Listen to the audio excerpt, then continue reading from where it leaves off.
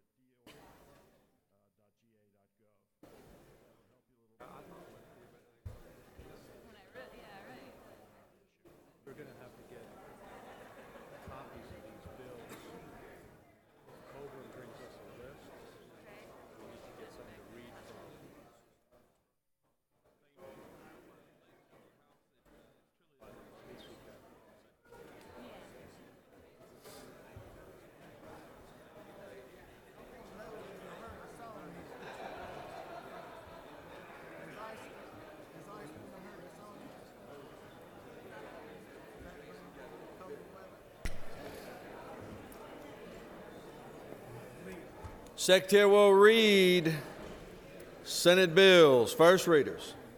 Senate Resolution 531 by Senator Tolleson of the 20th. Senate Resolution 253 by Senator Gann of the 47th. A bill to be entitled an act to provide a new charter for the city of Carlton to provide for other matters. Slow go. Senate Resolution 531 by Senator Tolleson of the 20th. Natural resources. Through with the order, Mr. President. First reading and reference of House bills and resolutions. House Bill 233 by Representative Dukes of the 154th and others. A bill to be entitled an act to authorize the governing authority. Slow go. House Bill 330 by Representatives Glanton of the. Slow go. House Bill 470 by Representatives Randall of the 142nd. Slow go. House Bill 476 by Representative Slow Williams. go. House Bill 496 by Representative Slow Allison. go. House Bill 514 by Representative Randall of the 142nd. Slow go. House Bill 526 by Representative Willard of the Slow 51st. go.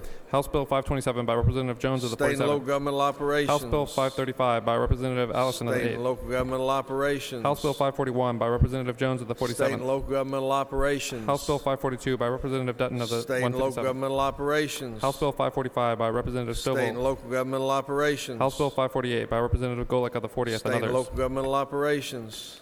House Bill 551 by Representative Knight of the 130th State and and others. local governmental operations. House Bill 552 by Representative Morris. State and local governmental operations. House Bill 553 by Representative Morris of the 156th. Slow go. House Bill 556 by Representative Slow Smiley. go. House Bill 557 by Slow go. House Bill 558 by Representative McCall of the 33rd. Slow go. Through with the order, Mr. President. Looks like the House is only passing local bills. Secretary will read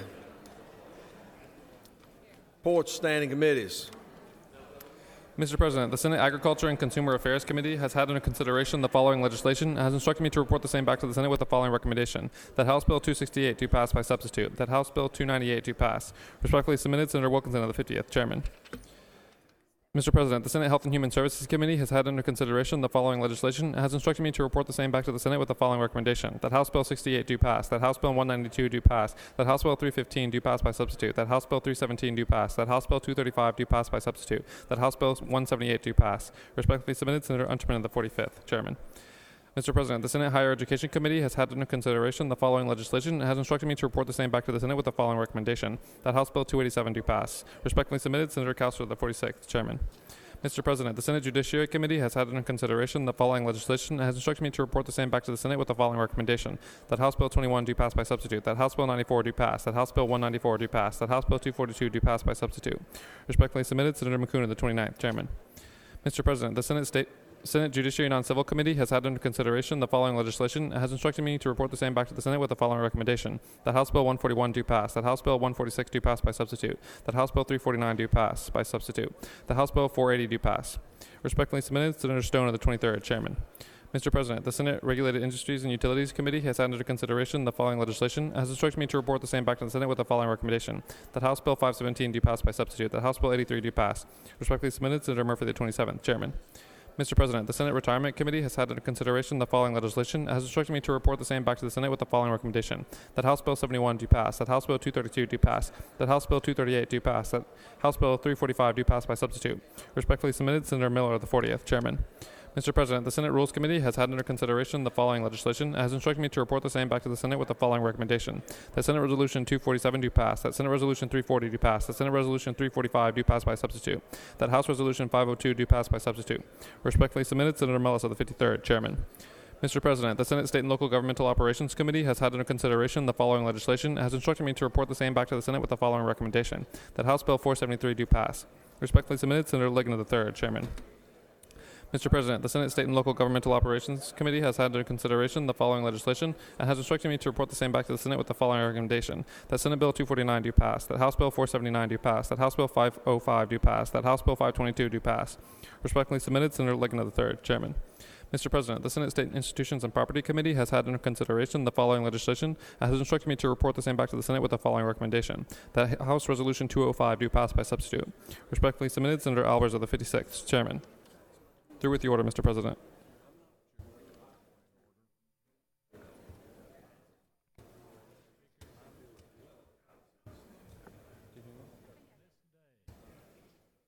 Second readers. House Bill 36 by Representative Watson of the 166th and others. Game and fish, definition of game fish, revised. House Bill 115 by Representative Dixon of the 6th and others. Local boards of education, suspension and removal of members under certain circumstances, revised provisions. House Bill 116 by Representative Dixon of the 6th and others. Georgia Foundation for Public Education, state board donations, gifts, and other property held in trust, authorized transfer. House Bill 126 by Representative Hamilton of the 24th and others. Park rangers, any person obstructing or hindering the lawful discharge of official duties, prohibit. House Bill 139 by Representative Hamilton of the 24th and others. Sheriffs, general qualification requirements, revised. House Bill 155 by Representative Knight of the 130th and others. Game and fish, licensing and operation of shooting preserves, revised provisions. House Bill 164 by Representative Atwood of the 179th and others. Sales and use tax, exemption regarding sale or use of engines, parts, equipment, or other property used in maintenance of certain aircraft, eliminate sunset. House Bill 210 by Representative Nimmer of the 178th and others. Gasoline and aviation fuel, temporary suspension of the collection of taxes, provide legislative findings. House Bill 256 by Representative Harbin of the 122nd and others. Tobacco, regulation of cigar wraps, provide. House Bill 274 by Representative Burns of the 159th and others. Game and fish, regulate practice of falconry. House Bill 284 by Representative Pruitt of the 149th and others. Return to Play Act of 2013, enact. House Bill 310 by Representative Wilkinson of the 52nd.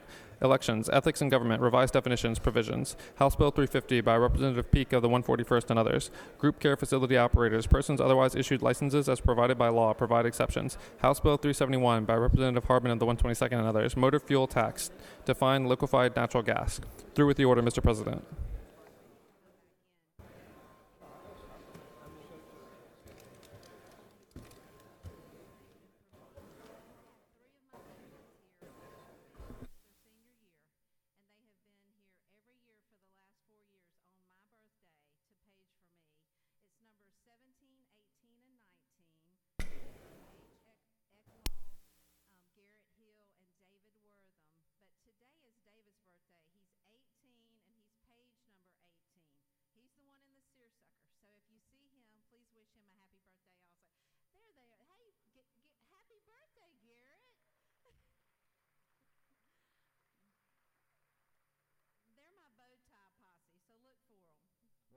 Don't leave the well.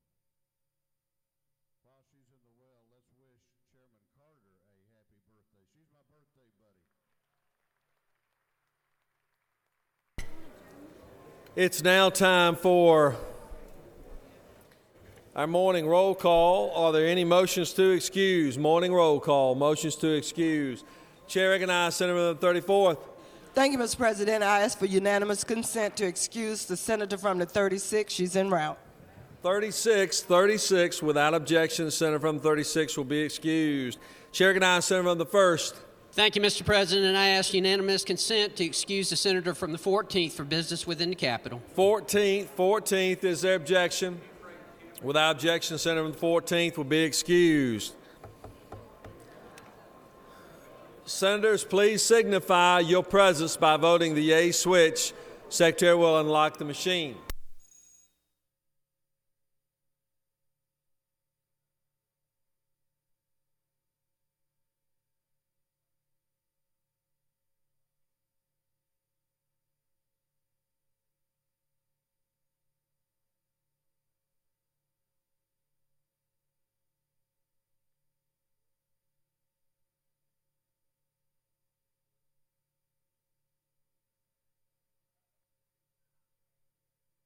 House will continue to be at order. House will continue to be at order. We're going to recognize some very distinguished guests with us today. The chair recognizes for an invite resolution Chairman Lynn Smith. Chairman Smith.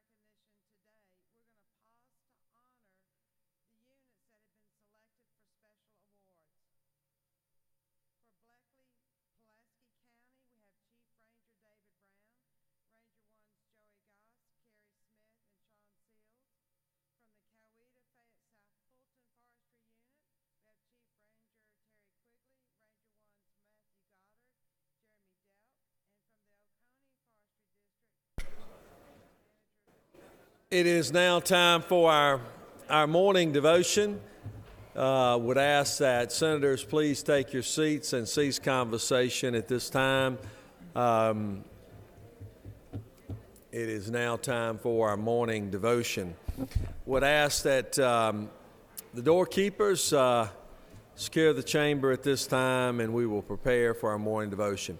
It is now my distinct honor to recognize the very distinguished State and Local Governmental Operations Chairman, a gentleman from Glenn, to come and introduce his father, who will be our chaplain of the day, and lead us in our pledge. Senator.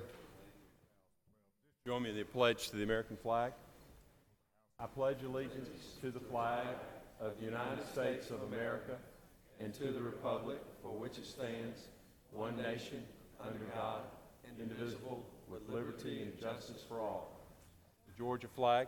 I pledge allegiance to the Georgia flag and to the principles for which it stands, wisdom, justice, and moderation. Thank you, Mr. President.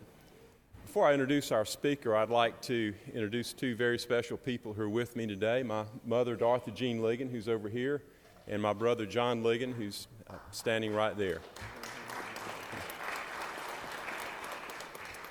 It is a tremendous honor to be able to introduce our pastor of the day.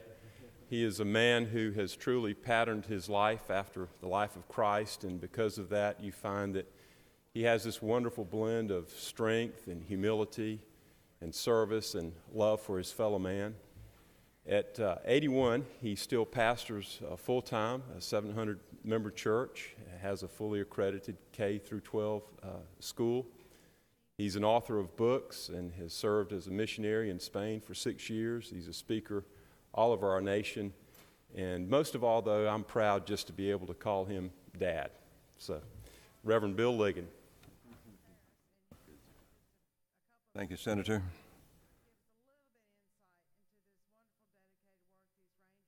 Lieutenant Governor Cagle, all of the distinguished senators here today, and the guests, others who are here. I want to say it's an honor to come for a moment to speak to you and to encourage you from the Word of God. When our sons were small, I said to them more than once, you have a right to hold Daddy accountable. If you see Daddy doing something that you feel like is not right, then you have a right to correct me. Call attention to that, because you're looking to me to give you direction and leadership and to be a model and a teacher to you in the ways of God.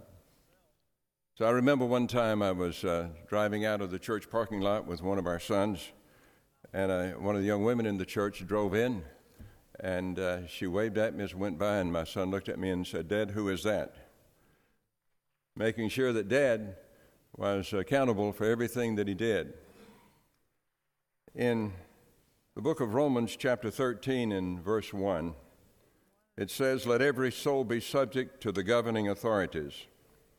For those in authority, except from God, for there is no authority except from God, and the authorities that exist are appointed by God."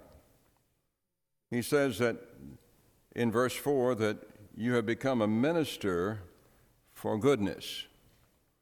So not only are we who are in the ministry in churches, of which I've been a minister now for 58 years, ministers for good, but you are too. And you're appointed of God with a divine responsibility. In 1 Timothy chapter 2, the same author, Paul, said this. He said, "Therefore I exhort, first of all, that supplication, prayers, intercessions, and giving of thanks be made for all men, for kings, and for those who are in authority, that we may lead a quiet and peaceful life in all godliness and reverence." That's God's intention and plan for each one of us in the great state of Georgia, is that we can live a peaceful and tranquil life in all goodness and righteousness. I believe that in order for that to happen, it's important for us to pray for you, our senators and our representatives at the state level and at the national level and at the local level, and to make it known to you that we honor you and we respect you, and we look to you to look to God to ask for wisdom and guidance as you make the decisions that govern us. And God laid a foundation for government in Isaiah chapter 9, beginning in verse 6. He said this, "For unto us a child is born, unto us a son is given, and the government will be upon his shoulder. And his name will be called Wonderful, Counselor, Mighty God, Everlasting Father, Prince of Peace. Of the increase of his government and peace there will be no end. Upon the throne of David over his kingdom, to order it and establish it with judgment and justice from this time forward and forever. The zeal of the Lord of hosts will perform it." God then has put someone to be the foundation of all government, and that's the Messiah. Once people learn that and connect with him, then they know the value of government and how necessary it is. Thomas Jefferson said, "All tyranny needs to gain a foothold. All it needs to gain in order to gain a foothold is for people of good conscience to remain silent." You've chosen not to do that. You've chosen to offer yourself for service, and I commend you for that. I pray then that you will be able to hear the voice of God, because he has set as the foundation for all government, the Messiah. When George Washington was leaving office, he said this, "Of all the dispositions and habits which lead to political prosperity, religion and morality are indispensable supports." You notice he says religion and morality.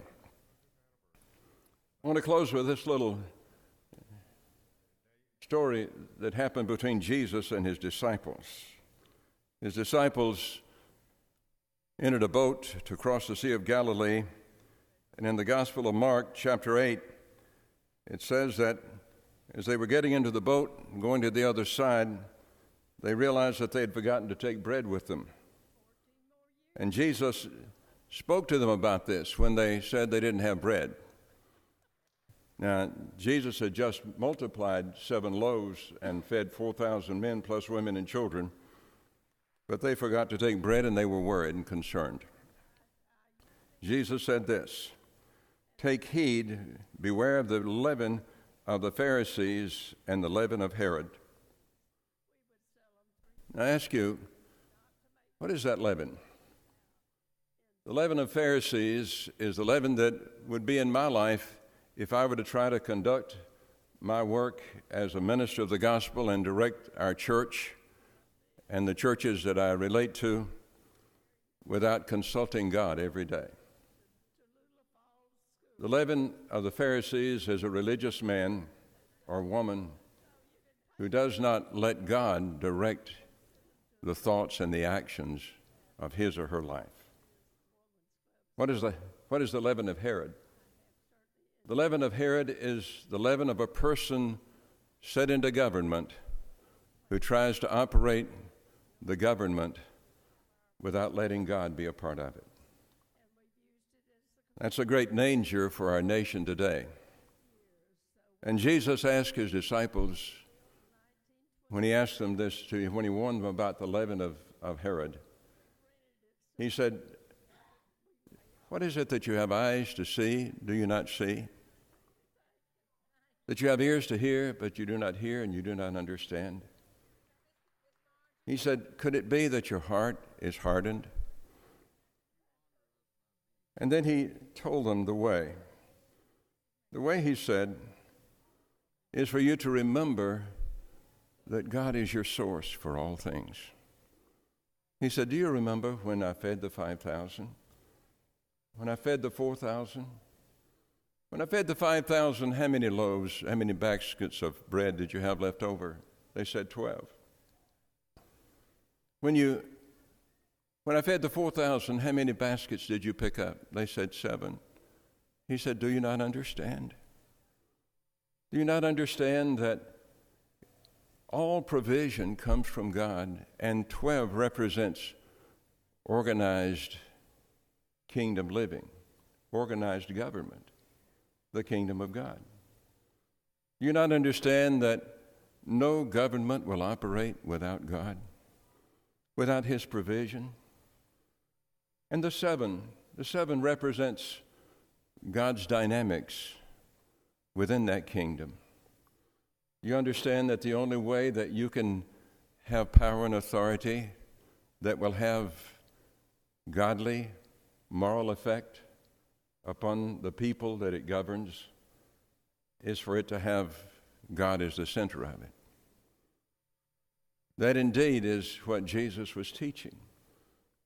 And it behooves us today to consider the final words of George Washington when he left office, to remember that there are 2 things that are absolutely necessary, and that is a faith, a religious faith in God, and a faith that will produce morality and godly character.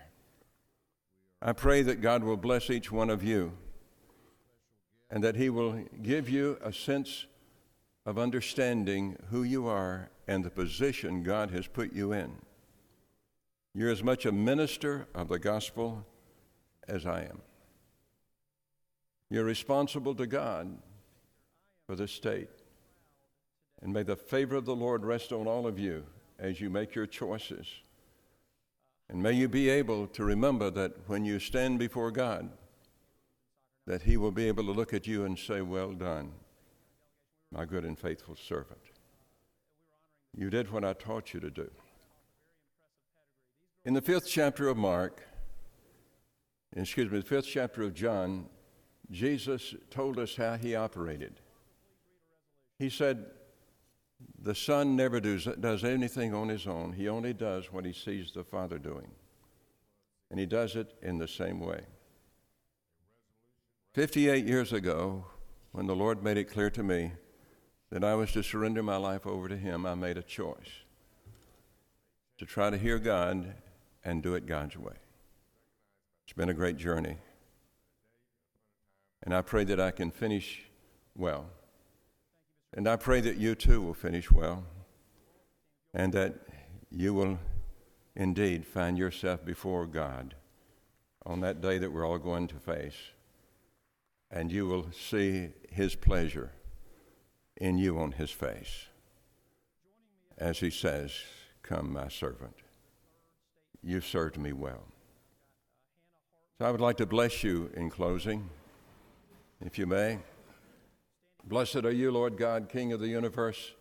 You've commanded your blessing to be spoken over all of these senators and all of those who assist them, over this chamber and over this great state. So I say to you, may the Lord Himself now bless you and keep you. May the Lord cause His face to shine upon you and be gracious unto you. And may the Lord lift the light of His countenance on you and give you peace. May the Lord give you wisdom, knowledge, and understanding. May you so connect with your Creator that He will release wisdom through your life. May you be indeed so submitted to Him that He can direct you as He directed the Messiah Himself. And may you be successful in all that you do. May you also prosper in all of your ways, for we know that you make a great sacrifice in being here. And may the Lord indeed bless your household, your families, fill them with peace, and give your homes an outpouring of His love and His grace through Christ our Lord. Amen.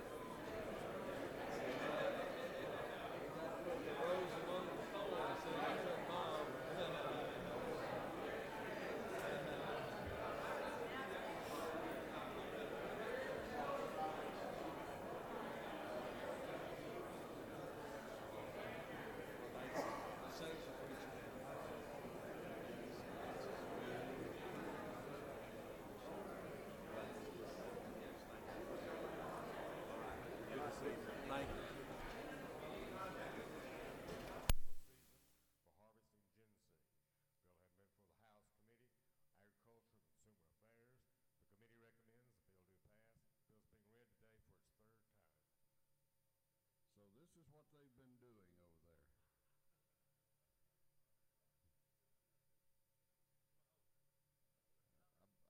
I've been waiting. I've just been waiting to see what they've been doing.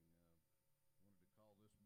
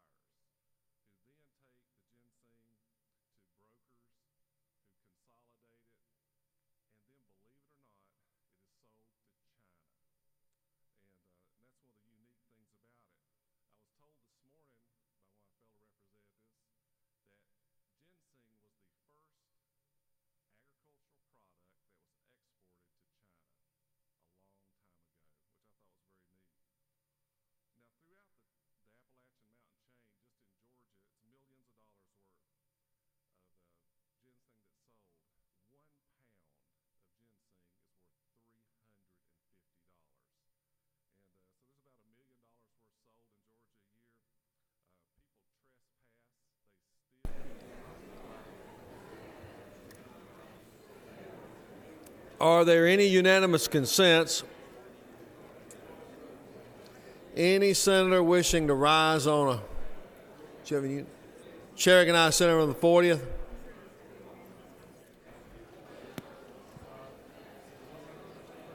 No unanimous consents. Chair recognizes Senator on the 40th.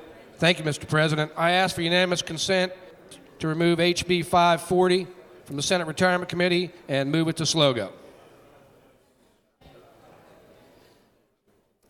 Not time yet. We'll get those in a moment when we withdraw and commit. Okay. Any senator wishing to rise on a point? Senator from 35th, what purpose you rise? All right, you are points of personal privilege. It's time for points of personal privilege. Chair recognizes Senator from 35th.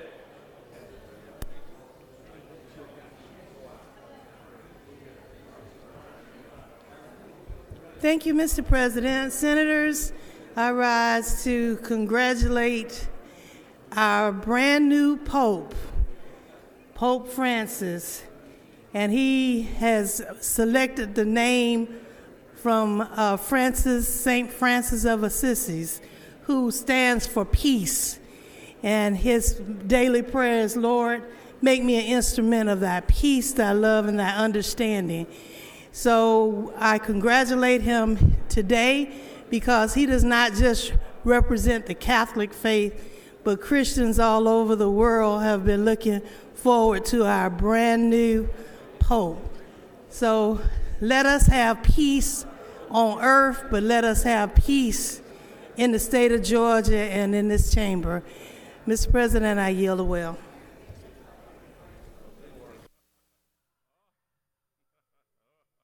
Did you leave out the part about what this does to the balance of trade, all this exporting to China? Didn't you have several minutes you wanted to talk about that? No, sir. I believe I've said enough. We have the doctor of the day, and to present him, we'd like to call upon the distinguished senator from the 23rd. Morning, Senators, Mr. President. It's my honor to introduce the Doctor of the Day, Ramon Parrish, Jr. He's a native of Georgia from the Atlanta area, earned his medical degree from Emory University, and his postdoctoral training earned him an internship in gynecology obstetrics at Emory University affiliated hospitals. He completed his residency in family medicine at USAF Regional Hospital, Eglin Air Force Base in Florida. Dr. Parrish is board certified by the American Board of Family Medicine. He has a certificate of added qualification in geriatric medicine. Dr. Parrish is the associate professor of family medicine at MCG. Dr. Parrish maintains multiple memberships in local and state medical societies. He is a member of the Medical Association of Georgia. Dr. Parrish and his wife Lisa have 4 sons. During his spare time, he enjoys traveling, cooking, hiking, poetry, and photography.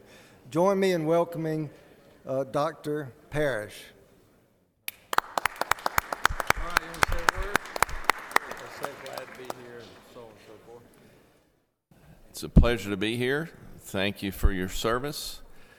As an 8th-generation Georgian, I have a lot invested in this state, and it's been a blessing for my family to live here all those years since the 1700s. Great. Awesome. Well done. Well said. Thanks so much. Appreciate you being here. Senator from the 40th, you wish to be recognized for a point of personal privilege? No. Chair recognizes Senator from 33rd. 33rd, your light is on. 33rd. You wish to be recognized on a point of personal privilege? Your light's on, okay. Chair from the 36th? 36th is recognized for a point of personal privilege. 36th.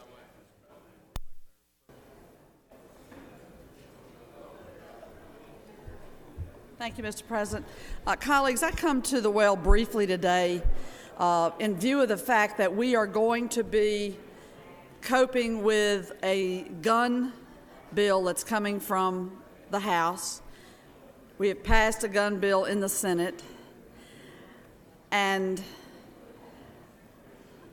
I would wish for us that we could be wise and judicious and listen to the people of Georgia and the people of the nation, quite frankly. The polling is really conclusive that the public believes that we should be doing more to address gun safety. The Mayors Against Illegal Guns conducted a poll in Georgia with the usual 3 to 5%, within 3 to 5% error rate, and that poll found out that more than 90% of Georgians, I don't care where you come from, I don't care what party you support, if you're an independent, if you're a male or female, that of the Georgia public, that poll showed that over 90% want us to have universal background checks for people that are purchasing guns. Right now, only 40% of the gun purchasers are subjected to a background check. And as we consider, we know how legislation moves back and forth between these chambers, and we understand that there could come out something that's an amalgam of these two bills. It's from the point of view of anyone who wants to see lawmakers take a responsible position on gun safety in a nation where 33 Americans daily are killed by being from a gun wound. I would urge us to think very carefully if we want to go back home to our districts and tell our folks that we got down here on the floor and we made a law that says 18-year-olds up to 21-year-olds that have been in the military, branch of military service and weren't dishonorably discharged can get a concealed carry weapon permit. What do you think of a lot of 18? I've had 18-year-old. I've had relatives under 21 who went and gave it a try at the military, trying to get straightened out, and they didn't make the cut. They didn't get dishonorably discharged, but when he ran that Jeep off that cliff and damaged that government property as a young naval man, they found that the sum total of his behaviors and decision-making in that branch of service was a bit lacking, and he got exited out of the Navy before he completed his term of service. He didn't get dishonorably discharged. The superiors just decided in their best wisdom he ought not be in their service branch. And he didn't get a dishonorable discharge. He would be able to come home under the bill that was passed this Senate and be eligible at a tender young age, younger than 21, when the judgment is not always formed necessarily fully, to have a concealed carry weapon simply because he had served in a branch of the military and didn't get dishonorably discharged. Do you know people with mental problems are escorted out of service? They don't get a dishonorable discharge, they get escorted out of service. The bill that you passed, most of y'all voted for, would allow that person under 21 who was exited from the service due to some mental struggles they were having, would be able to come home and be qualified by our law to get for a concealed carry weapon. This is serious, and people are going to be looking at this. I had the opportunity, I had to go up to Washington, ran up there overnight for an event, and I spoke with Congresswoman Elizabeth Espy. She represents the families who lost children in that Newtown slaying. I talked with her personally. I applauded her for speaking out. Her plea to the nation is let's join hands at the federal level and in our state houses, and let's do responsible legislation to expand gun safety.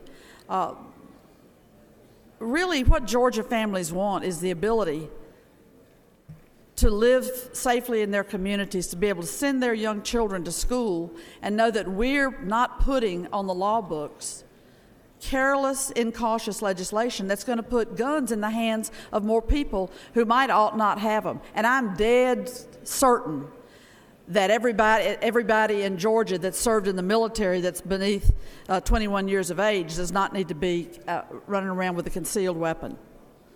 I'm equally clear we don't need to open the doors to weapons in the housing projects. But I took the well, and my time runs short. The only times we've done significant gun legislation in this country is when there's been a national tragedy. We didn't even do gun legislation when President Kennedy was killed with the assault rifle that he was trying to get banned. We did it after Martin Luther King and Bobby Kennedy were killed. Lyndon Johnson signed it into law.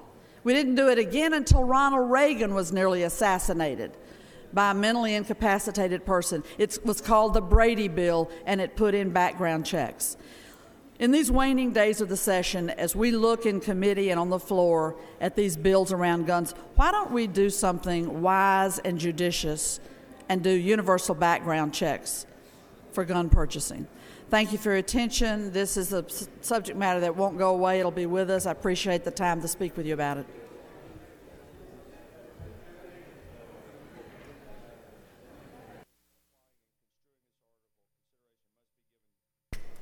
We have a local consent calendar of privilege resolutions before you. Is there objection? Without objection, the consent calendar of privilege resolutions therefore adopted.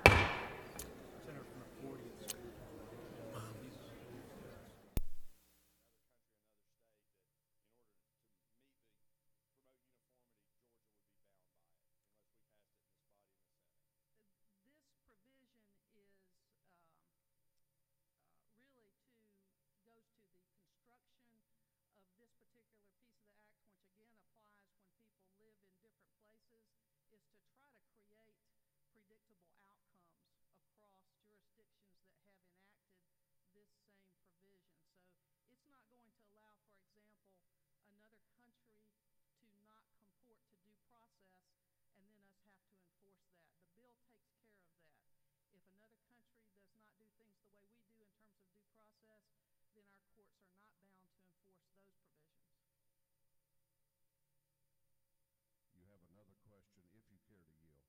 Yes, sir, I will. Chair recognizes Representative Coomer to your right for a question. Thank you. Does this lady yield? Yes, sir. I just wanted to follow up on that last point you made about due process.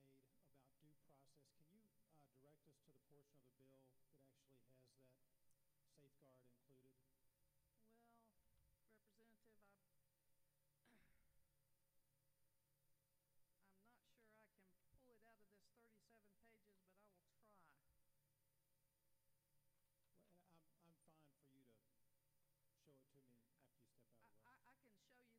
we dealt with that in the Senate hearing on this and specifically identified that for the senators. And then I just didn't mark it when I came up here this morning, but I can show you that when I return to our row back there. It is in the bill. Absolutely. You have no further questions. Thank you, Mr. Speaker. Yield the well. Lady has yielded the well. Is there any objection to the previous question being ordered? The chair hears none. The previous question is ordered. Is there any objection to adopting the committee substitute? The chair hears none. The committee substitute is adopted. Is there any objection to agreeing to the report of the committee, which was favorable to the passage of the bill? The chair hears none. The report of the committee is agreed to. Shall this bill now pass? All those in favor of the passage of Senate Bill 193 will vote yes. All those opposed will vote no, and the clerk will unlock the machines.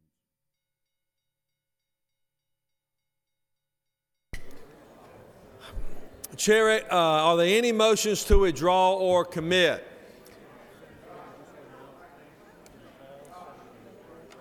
Okay, that's fine. We're fine. We're good. Yeah, we're okay. We're okay. Chair recognizes the senator from the 29th. Mr. President, I'd move to withdraw House Bill 324 from the Judiciary Committee, recommit it to the Committee on Higher Education.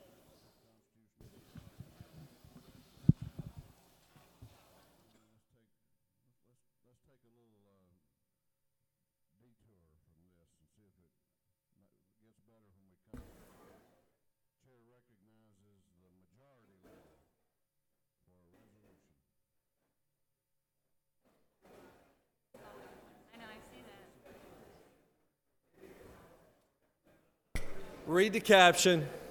House Bill 324 by Representatives Dollar of the 45th and others. A bill to be entitled an act to amend Code Section 50-36-1 of the OCGA relating to requirements, procedures, and conditions for verification of lawful presence within the United States so as to provide exemptions for the Board of Commissioners of the Georgia Student Finance Commission and the Board of Directors of the Georgia Student Finance Authority and for other purposes. Through with the order, Mr. President. Is there objection? Without objection, we will put House Bill 324 in higher education. We have some more motions to withdraw and commit. You want to do the resolution now? Or? Who's ready? Chair recognizes Senator from the 3rd. Thank you, Mr. President. I have a series of motions. First, to have a motion. Let's do it one at a time since we'll have to read. Okay. Mr. President, I move that we withdraw Senate Bill 536 from the House Bill 536 from the Senate Judiciary Committee to the SLOGO Committee. Read the caption. 536. House Bill 536 by Representative Sims of the 169th and others. A bill to be entitled an act to amend Code Section 36-15-11 of the OCGA relating to receipt and disbursement of funds for county law libraries by counties having population of 950,000 or more and for other purposes.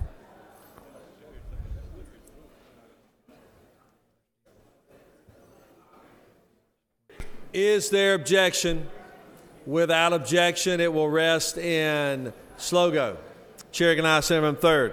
Thank you, Mr. President. I move that we move House Bill 537 from the Senate Education and Youth Committee to the SLOGO General Committee. 537. Read the caption.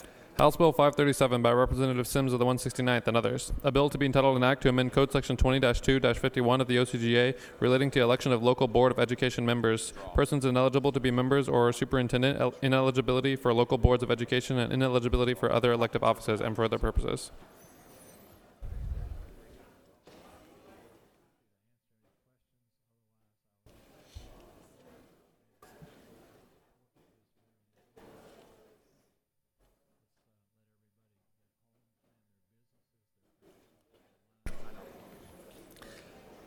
Is there objection? Without objection, House Bill 537 will rest in SLOGO. Chair recognizes Senator from the 3rd. Thank you, Mr. President. I move that we withdraw House Bill 538 from the Senate Health and Human Services Committee and commit it to the SLOGO General Committee.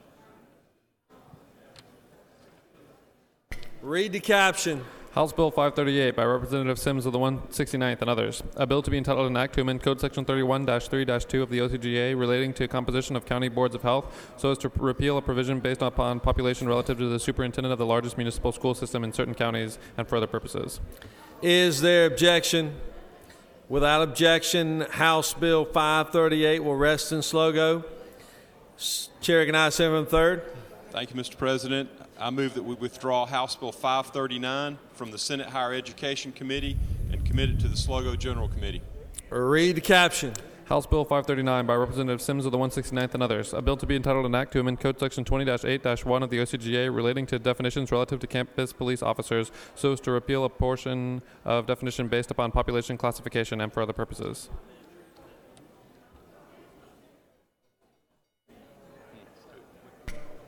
Is there objection?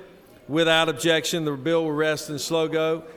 Chair recognizes Senator from the 3rd. Thank you, Mr. President. I move that we withdraw House Bill 540 from the Senate Retirement Committee and that it be committed to the SLOGO General Committee. That concludes our motions, Mr. President.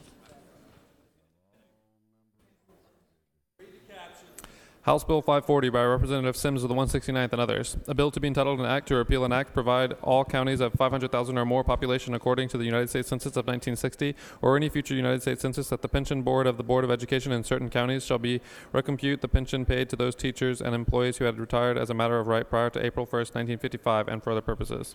Through with the order, Mr. President.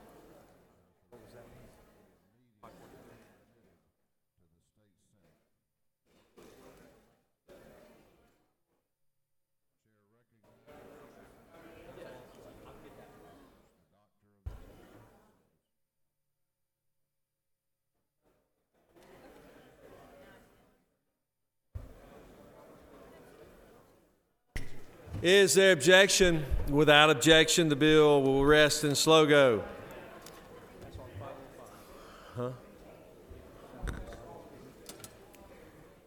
Secretary will read a resolution. We have some special guests we would like to recognize. Senate Resolution 505 by Senator Miller of the 40th, a resolution recognizing and commending Assistance League of Atlanta on the occasion of their 31st anniversary and for other purposes. Whereas Assistance League of Atlanta was founded in 1982 by a group of 34 women and started by selling senior citizens crafts at malls and outdoor markets. Whereas Assistance League of Atlanta has received the Friends of Children Award for the School Social Workers of Georgia. Now, therefore, be it resolved by the Senate that the members of this body commend Assistance League of Atlanta for 31 years of effective, efficient, unselfish, and dedicated community service and extend their sincere best wishes for future success. Through with the order, Mr. President.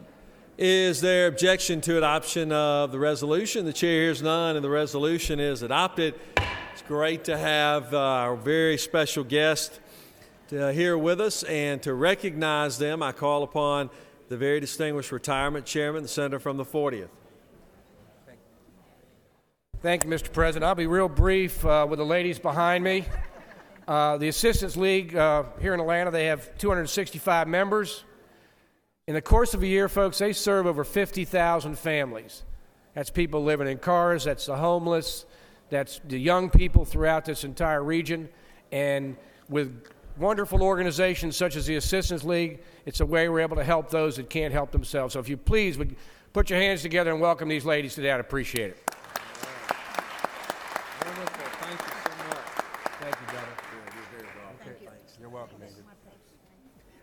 You don't leave your purse. Don't leave your purse up. There'll be nothing left in it when these guys are done. Thank you. All right. See y'all at the You GOP. look forward to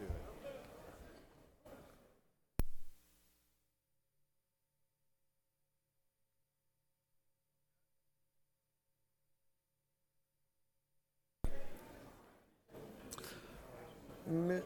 Mr. Secretary, are there any objections filed on any of the local consent calendar? Mr. President, there are no objections filed in the Secretary's office.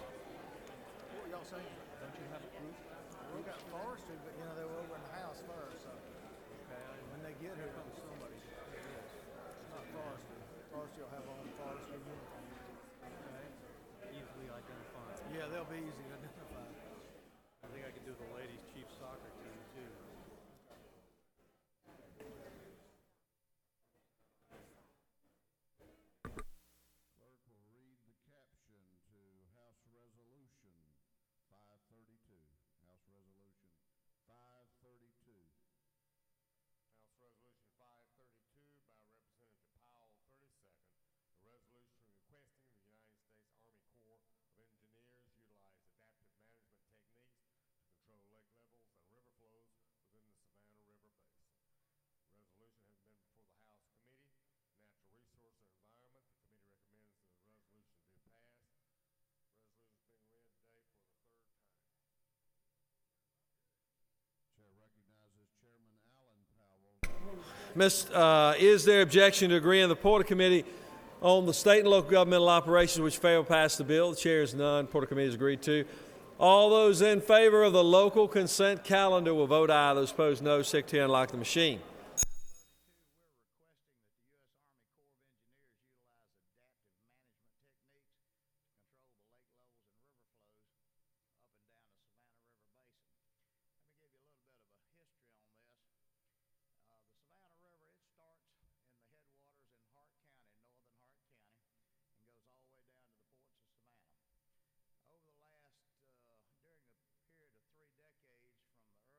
3 decades, from the early 50s through the early 80s,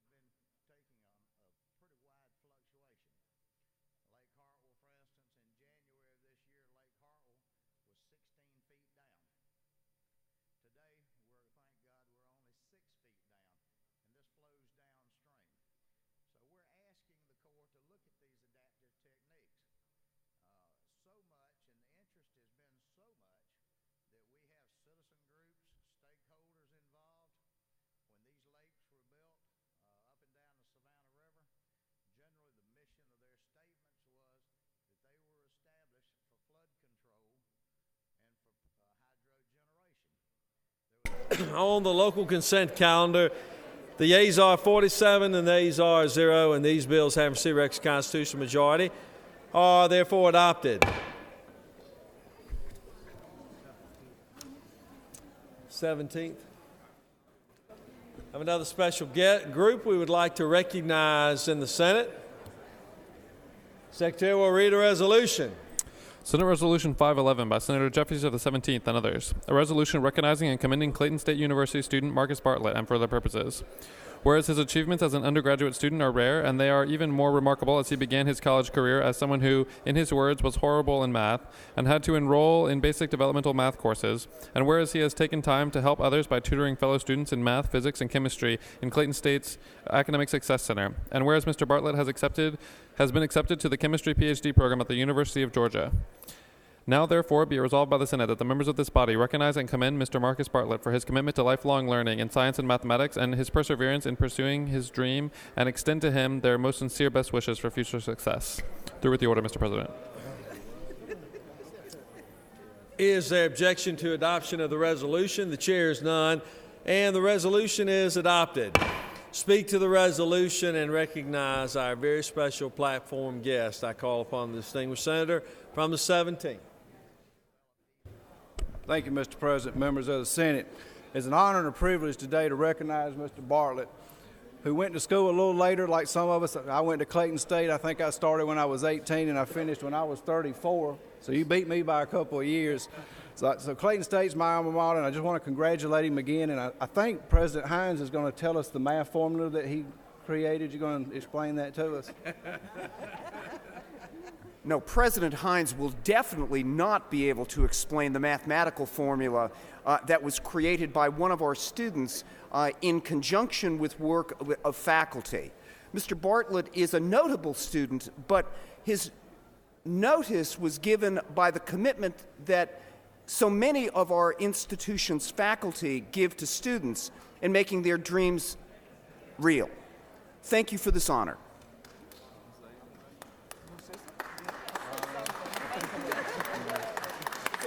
And I just wanted to say thank you for the opportunity, and thanks for all the opportunities that are given to people to come back to school and just, change their life and do better with themselves, like the Hope Scholarship and the Pell Grant and whatnot. But thank you for this opportunity. And my wife's standing here behind me. This is Julie Bartlett.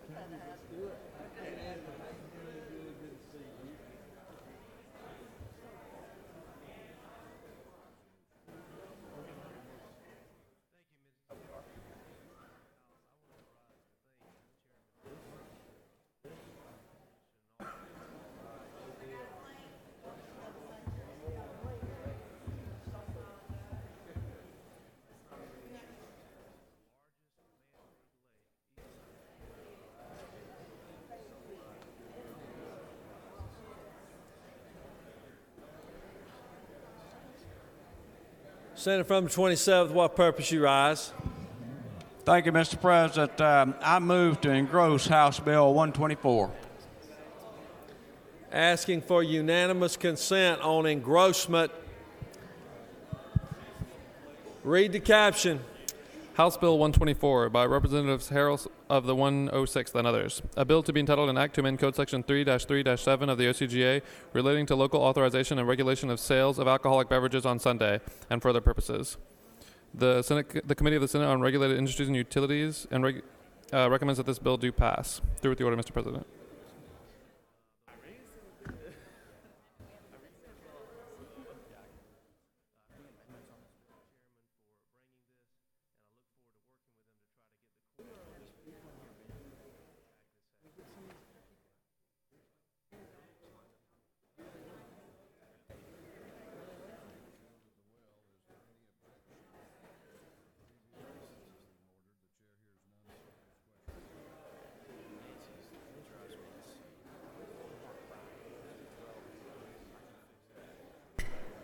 Is there objection? Without objection, the bill will be engrossed. The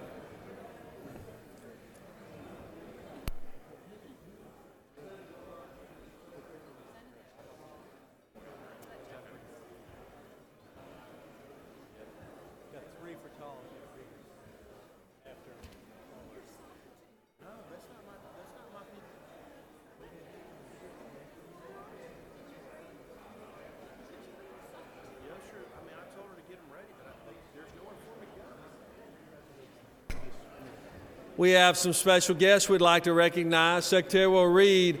We have 3 resolutions.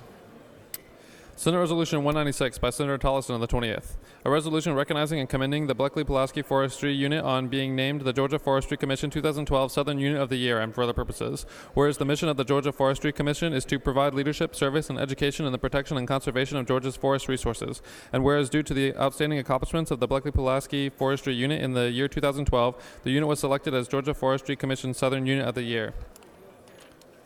And whereas the recognized forestry unit consists of dedicated GFC professionals Ranger 1 Carrie Smith, Ranger 1 Joey Gross, and Ranger 1 Sean Sills, now Central Response Center managers, serving under the leadership of Chief Ranger David Brown. And now therefore be it resolved by the Senate that the members of this body commend the Bleckley-Pulaski Forestry Unit for being named the Georgia Forestry Commission 2012 Southern Unit of the Year. Senate Resolution 198 by Senator Tolleson on the 20th. A resolution recognizing and commending the Coweta-Fayette South Fulton County Forestry Unit on being named the State Forestry Commission 2012 Northern Unit of the Year and for other purposes. Whereas each Year 1 Forestry Unit is selected as the State Forestry Commission's Northern Unit of the Year based on various measures of accomplishments that are weighed and voted upon by the State Forestry Commission's leadership. And whereas the recognized forestry unit consists of dedicated GFC professional Ranger 1 Forester Technician Jeff Mansour, Ranger 1 Jeremy Delk, and Ranger 1 Steve Helton, serving under the leadership of Chief Ranger Terry Quigley. Now, therefore, be it resolved by the Senate that the members of this body commend the Coweta Forestry Unit for being named the 2012 Northern Unit of the Year and wish them great success in future. Senate Resolution 200 by Senator Tolleson on the 20th and others. A resolution recognizing and commending the Oconee District on being named the State Forestry Commission 2012 District of the Year and for other purposes. Whereas in addition, the Oconee District maintained outstanding wildfire protection of the district's 3,725,853 forested acres during a wildfire season that resulted in the damage or loss in Georgia of over $8.2 million worth of personal property and threatened an additional $2.2 billion worth of personal property. And whereas the accomplishments of the Oconee District bring great pride upon the professionals within the district, the citizens of the district, and the State Forestry Commission, and the state of Georgia. Now, therefore, be it resolved by the Senate that the members of this body commend the Oconee District for being named 2012 District of the Year. Through with the order, Mr. President.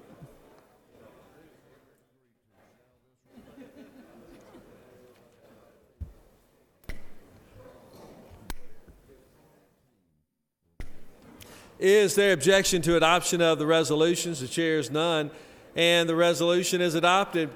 Speak to the resolution and recognize our very special platform guest and our distinguished guests in the gallery. I call upon the distinguished Natural Resources Committee Chairman, Senator from the 20th. Thank you, Mr. President. And I'll also say, since we had the longest serving active legislator in America in this chamber for so long, Senator Gillis, in his passing, he was Mr. Forestry. That man loved the forest, and we miss him dearly. It's an honor today to have these gentlemen up here and their whole entire group across this state that worked so hard. There is no agency in the state of Georgia that can take a dollar and stretch it as far as these folks can. They can do more with a dollar bill than anybody, and they do a great job. They're very efficient, and we also have Director of Field Operations Devin Dartnell with us today. Devin's down here, and we have that really old guy, the Director of Georgia Forestry Commission, Director Ferris, with us today. It's good to have him, and we're praying over your budget too, Director. I'm working as hard as I can on that thing. But every year they have the Southern Unit of the Year, the Northern Unit of the Year, and then also the State District of the Year group. And I have to say that it's an honor, an extra special honor today to have the Southern Unit of the Year. That's from the 20th Senate District, God's country, and we're glad to have them with us today. They always do a great job. Stopped by there wasn't too long ago and toured their facility, and they do a lot of the construction and work and building themselves. I mean, they really do. All these groups really do stretch that dollar bill. But from the Bleckley Pulaski Forestry Unit, we have Chief Ranger Brown, Ranger Smith, Ranger Goss, and Ranger Seals. And they are the Southern Unit of the Year. And then from the Northern Unit of the Year, we have the Coweta Fayette South Fulton County Forestry Unit of the Year. And we have Chief Ranger Quigley, Ranger Dale, and Ranger Goddard here today. And some of these people are sitting up here also in the gallery up here too. And then we also have the District of the Year, the State District of the Year, which is the Oconee District, and we have District Manager Clymer here with us today. Ladies and gentlemen, these people really do a fantastic job for the state of Georgia. They are who keeps this state from burning up when we have fire season in the summertime. And thank God for the rain we've had this winter, so hopefully it'll help hold that fire season down a little bit. But I want y'all to join with me in thanking these people for all they do and for the great job they do for the state of Georgia. I'm going to let y'all pass these out. These are the resolutions for each unit. Y'all pass that out. Good deal. Let's pose for a picture down here. Remember this special occasion. We got.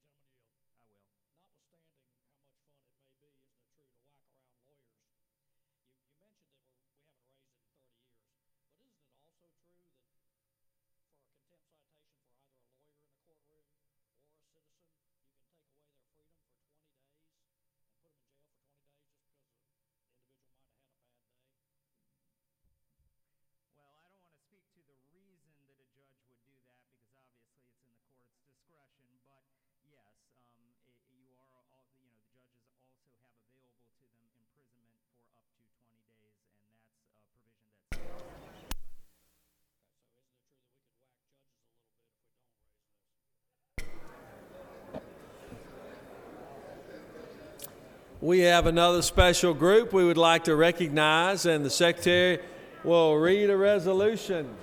Senate Resolution 132 by Senators Chance of the 16th and C of the 34th. A resolution recognizing and congratulating the McIntosh High School Lady Chiefs soccer team of Fayette County for winning the Class 5A state championship and for other purposes.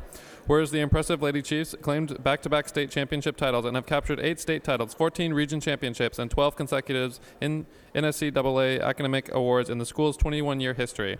And whereas the team demonstrated outstanding athletic ability, true dedication to purpose, superior field play, dominating talent, and a winning attitude and spirit, coached under the astute direction of head coach Marsha Clark and assistant coach John Bergovich.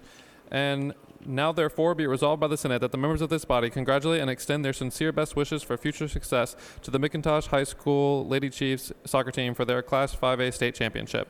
Through with the order, Mr. President. Is there objection to adoption of the resolution? The chair is none, and the resolution is adopted. It's a great honor to welcome these ladies to the rostrum, speak to the resolution. I call upon the distinguished senator from the 16th, the majority leader. Thank you, Mr. President. Ladies and gentlemen, the Senate gives me great honor and privilege and pleasure to welcome the McIntosh High School Lady Chiefs soccer team. State champs, back-to-back state champs. And I want to just welcome them today, and I want everyone to understand what a wonderful tradition has been built at McIntosh High School. Coach Marsha Clark's with me today, and we've got several of her student athletes here. And just bear with me real quickly. I just want to, again, make sure y'all understand we've got the back-to-back state championship titles in the last the school's 21-year history. This team has had 8 state titles, 14 region championships, and 12 consecutive NSCAA academic awards. So I hope you all will join me in giving them a warm welcome to the State Senate. And I am going to ask Hannah Hartman to say a few words. Hannah? We just want to say thank you so much for this honor. We're really blessed to be here today. Perfect. And the senator from the 34th, I'd also like to ask her to speak to the resolution briefly. I am so excited, y'all. Look, ladies rule. Pretty and got strength on the soccer field. Thank you.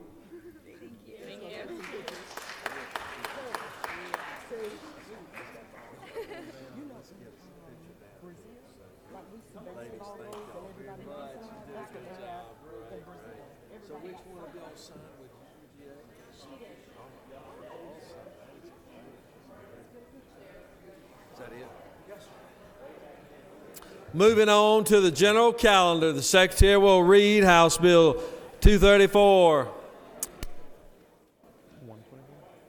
House Bill 124 by Representative Harrell of the 106th and others. A bill to be entitled an act to amend Code Section 3-3-7 of the OCGA relating to local authorization and regulation of sales of alcoholic beverages on Sunday, so as to provide that an election in which the votes cast are for disapproval of Sunday package sales and for other purposes. The Committee of the Senate on Regulated Industries and Utilities recommends that this bill do pass. Through with the order, Mr. President. Chair recognizes the senator from the 51st present the bill. Excuse me, senator from the 27th presenting the bill.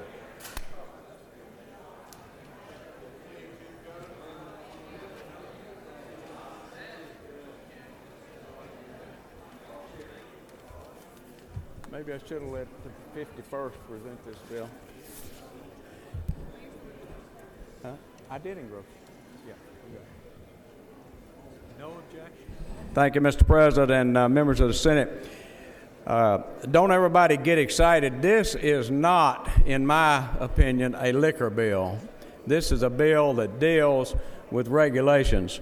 All the bill really says is once a referendum is held in a community by the commissioners or by the city, that once the referendum's held and wine and beer is approved for sale on Sunday for locations such as your grocery stores and other package stores, that will stay in place in case somebody comes in and wants to open up a package store and add liquor to the Sunday sales, and they have another vote on it. It does not nullify the previous issuance of beer and wine on Sunday. That's all this bill does, is keep the businesses.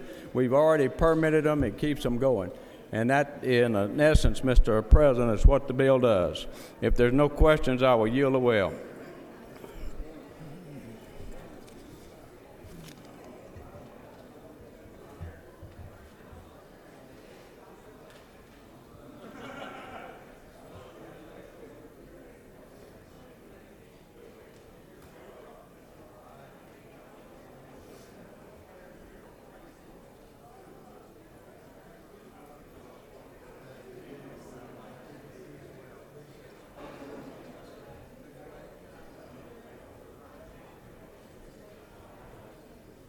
Does any other senator wish to speak for or against the bill? Is there objection granted? Report of committee which favor pass the bill. Chair is none. Report of committee is agreed to. Shall the main question be now put? Are there any objections? Chair is none. The main question is ordered.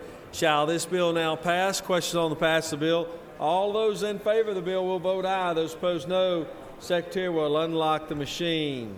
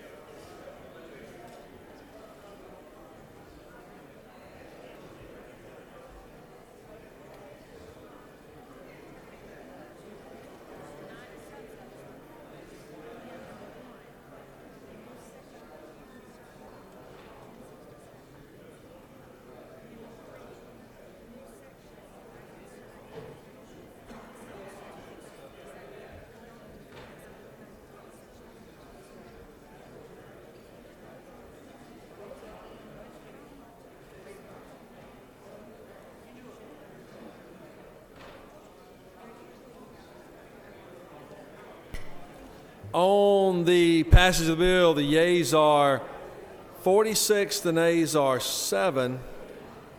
And this bill, having received Rex constitutional majority, is therefore passed. Secretary will read House Bill 487.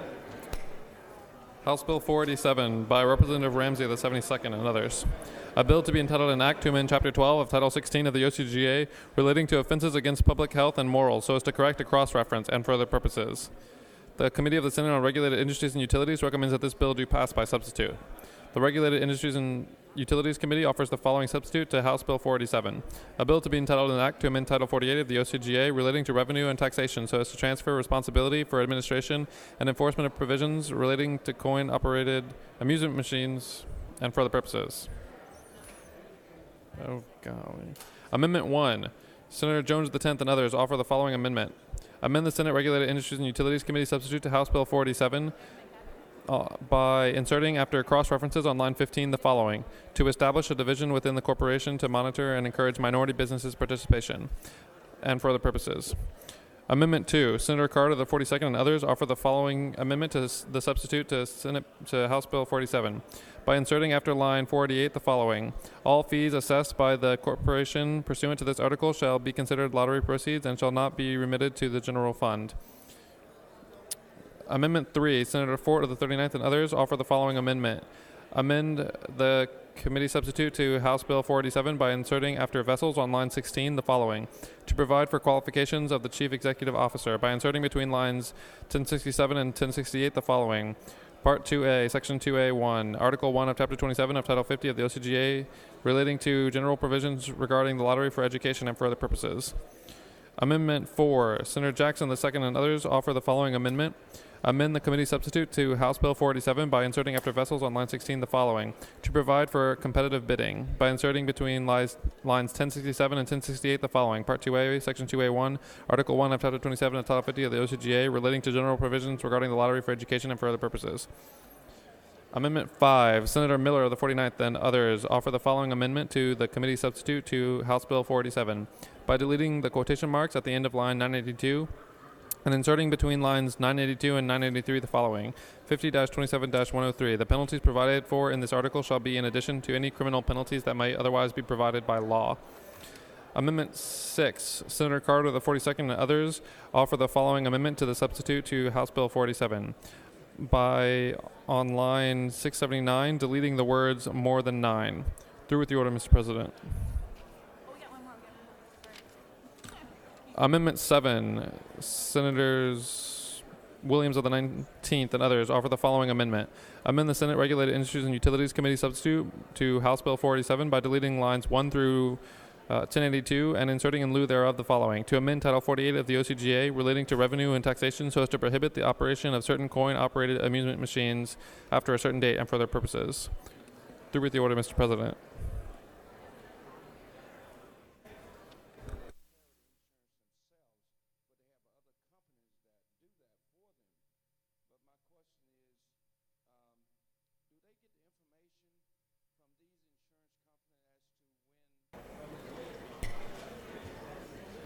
Have all the amendments been read? All the amendments have been read. Okay, let me have the Senate's attention just for a moment. What we're going to do is no more pages in for pictures. The chamber is very, very, very, very, very, very noisy. And we need to get our business taken care of. So this bill has a number of amendments, and I don't want any confusion over the issue. Chair recognizes Senator from the 49th to present the bill.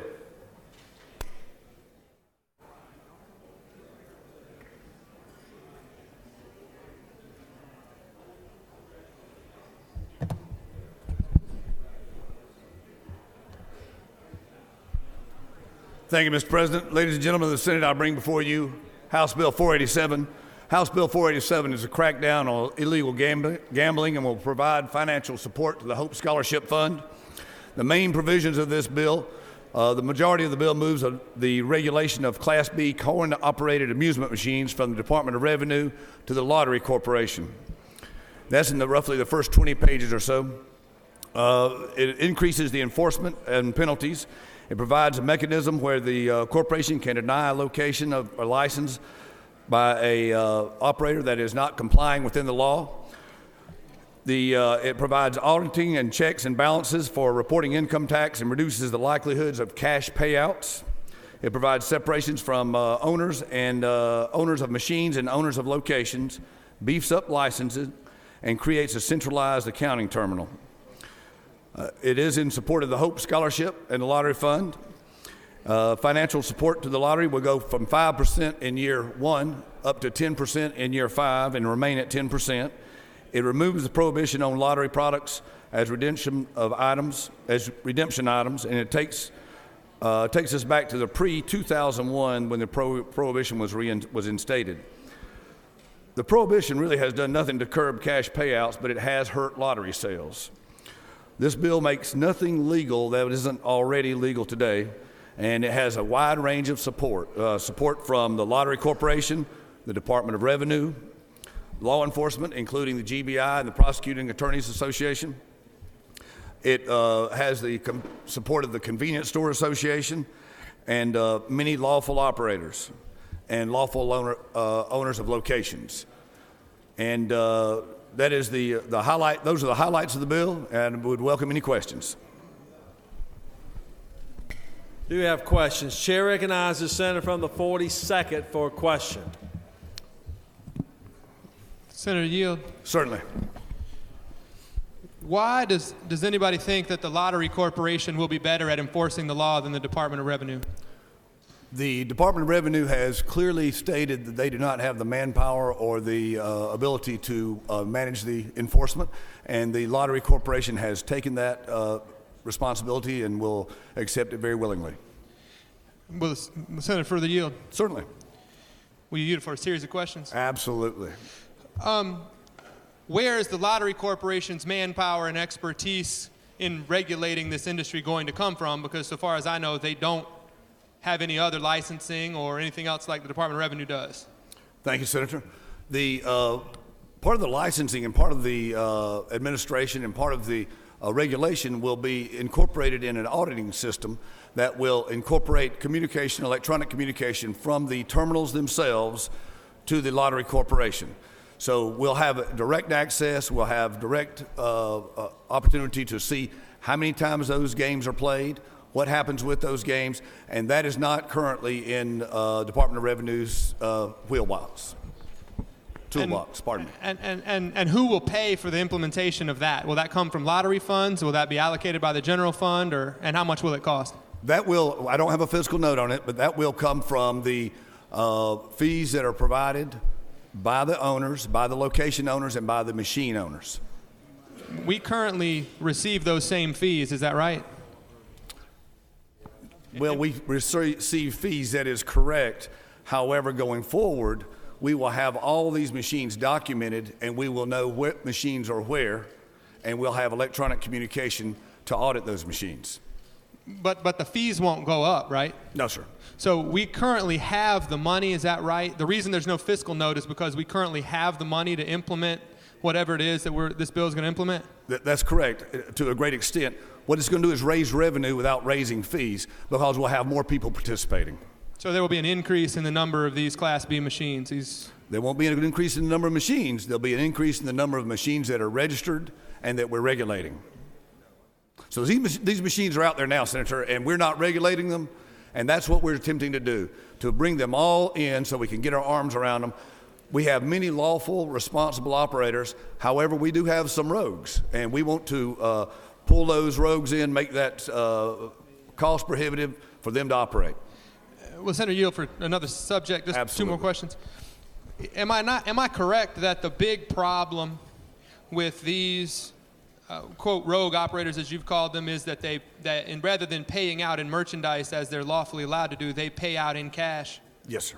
How is the Lottery Corporation going to police that activity? Well, the Lottery Corporation will know how many people played the game. They'll know how many people won, how many people lost. Right now, we have no record of that. We have no idea who's playing the game, how many times they played the game, how many times they won, how many times they lost. Did they pay out in merchandise? Did they pay out in cash? Did they pay out in gasoline? We don't know any of that. But we're not going to know that under this bill, are we? I mean, all we're going to know is who paid. We don't know whether they got a gasoline card or whether they got cash, right? I mean, that aspect of it, the aspect of how the person who's playing gets paid, is not captured by any electronic mechanism or any central recording device or anything else, right? The central reporting device will record how many times the game's played, how many times it was won. So you would assume that when someone wins, they redeem that for prize. But we won't know whether that prize is paid in cash or as a teddy bear, right? I mean, that's the problem. We will know that they can only pay in two items, lottery tickets or merchandise. Right. And that's what they can pay in. But that's the current law, and this bill doesn't change the enforcement of the real problem, right? This will regulate the problem and get our arms around how many people are playing it and how many people are doing it. We don't know that at this point. But thank you for your questions. They're very, very succinct. Thank you, Mr. Chairman, and you know I appreciate it. Thank you. Your willingness to answer. Always willing. Yes, sir. Chair recognizes Senator from the 41st for a question. Senator Yield? Certainly. Senator, how much additional revenue do you think this will raise, and why? Hold on. Let me look at my crystal ball. I really don't know, Senator. I've heard figures from $10 to $20 million. I really don't know. I can't put my arms around it. I wish I had a concise answer for you, but I don't. Okay. If you'll yield for a few Certainly, questions. I'll yield all day for you, sir. Thank you. The percentage fee, the 5% that's going up to 10%, is that a new mechanism to raise revenue? Yes, sir. So that tax increase will generate how much money for the Lottery Corporation? Tax increase. I wouldn't characterize it as a tax increase. However, we are believing that it's going to generate from $10 to $20 million additional revenue. Thank you. And right now, that money will go into Lottery Corporation, correct? That's correct. Then the Lottery Corporation is going to have to, as the senator from the 42nd brought up, have to develop a new arm, a new division, I would assume, that is now a police arm, one that has to go out and regulate this new industry that it's never done before. Is that correct? Let me qualify that question, if I may. There won't be a new regulatory arm. There won't be a new agency. What we will have right now, if we want to find out who's got a machine and who doesn't have a machine, all we can do at this point is send an undercover person in there, let them play the game until they win. Assuming they win, then they go to the counter and say, let me have my cash. And that's how we, uncover these operations. But this agency, this new Lottery Corporation function will streamline that and give us some insight into it. Is it not true from your previous statement, most of the regulations, most of the applications of giving cash for prizes, et cetera, that they're supposed to use machines that have a license and a permit, all that is in law now. The enforcement process is really where the challenge has been. So you could still, even with a centralized system, this is not true, you could have machines that are not hooked up on the centralized system, or as others have stated, are not legally following the rules about giving out cash, or have machines that they possibly disconnect from the statewide system if there is not the enforcement, if there aren't people going out and then checking. Is that not true? I think that was a question. I'm not really sure. Let me put it to you this way. Isn't that true? Enforcement is the key to this thing. Enforcement is the key. What we have right now is we have no dialogue, no insight, no way to regulate, no way to determine how many machines are where. The only way we can find out if there's a rogue operator is by, as we said earlier, going in, gambling on the machine, trying to get a cash payout.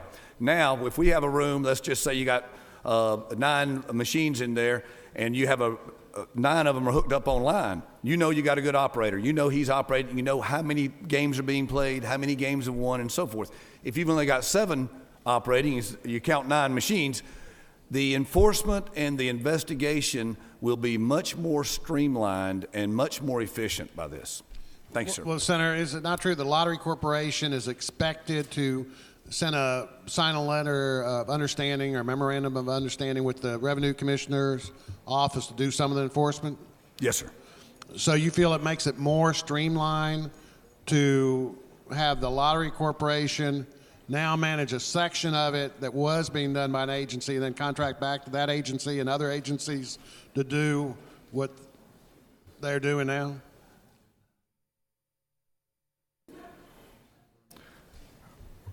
If you believe it, Senator, I'm with you. If you Whatever you said. You're just supposed to say you think it's going to streamline it. Yes, it's going to streamline it. What we're going to do is we're going to make it more efficient. Thank you, sir. Chair recognizes Senator on the 10th for a question. Thank you, Mr. President. Senator Yield? Certainly, sir. Senator, thank you. I'm trying to get comfortable with this legislation, and I guess there's a few things that I just don't understand. Are we trying to encourage or discourage the use of these machines? We're trying to regulate the lawful activity. We're not trying to outlaw them.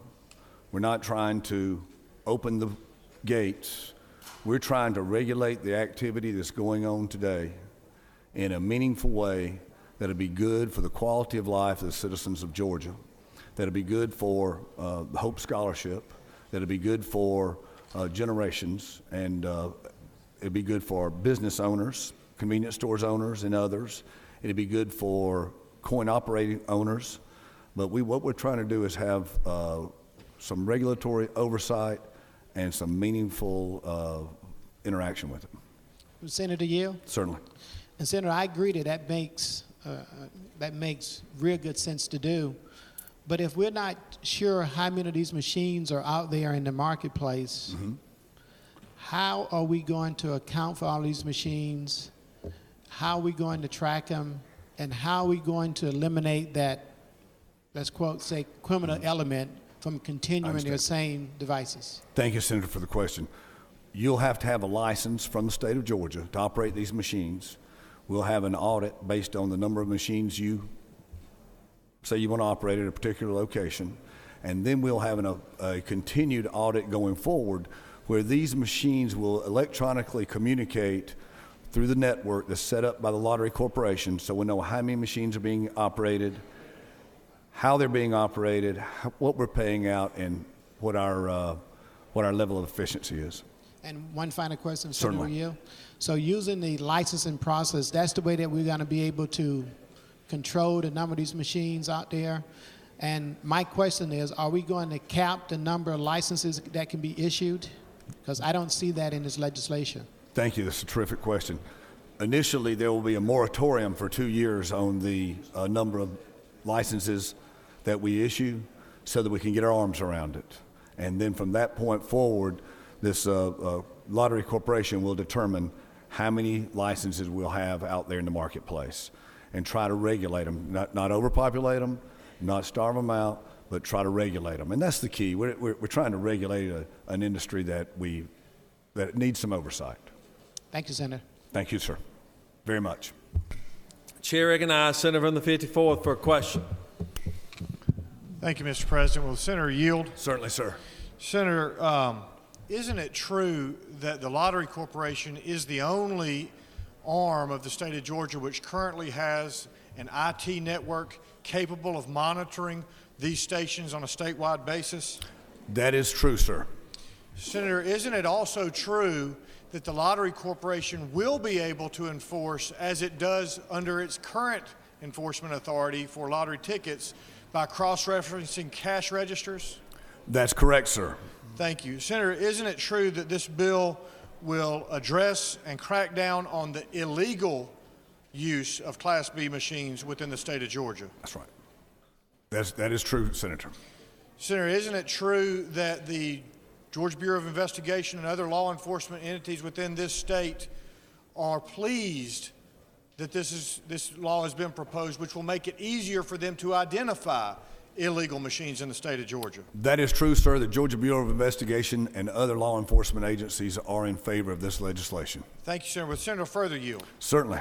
Senator, isn't it true that this bill does not change, increase anything about the current state of operating machines lawfully in the state of Georgia? That is true, Senator.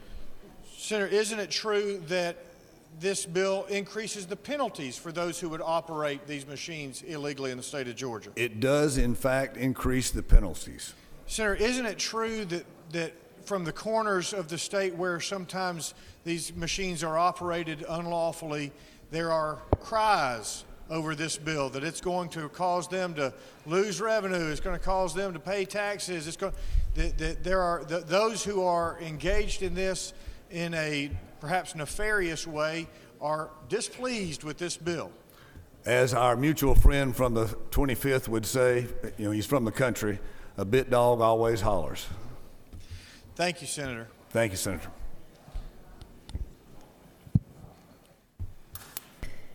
Chair recognizes Senator from the 45th for a question. Well, Senator Gill. Certainly. Senator, when you were talking about streamlining the regulatory process and the enforcement process, is it not true that now when we have complaints, and we do get complaints as senators, that we usually call Vernon Keenan and the GBI and they respond?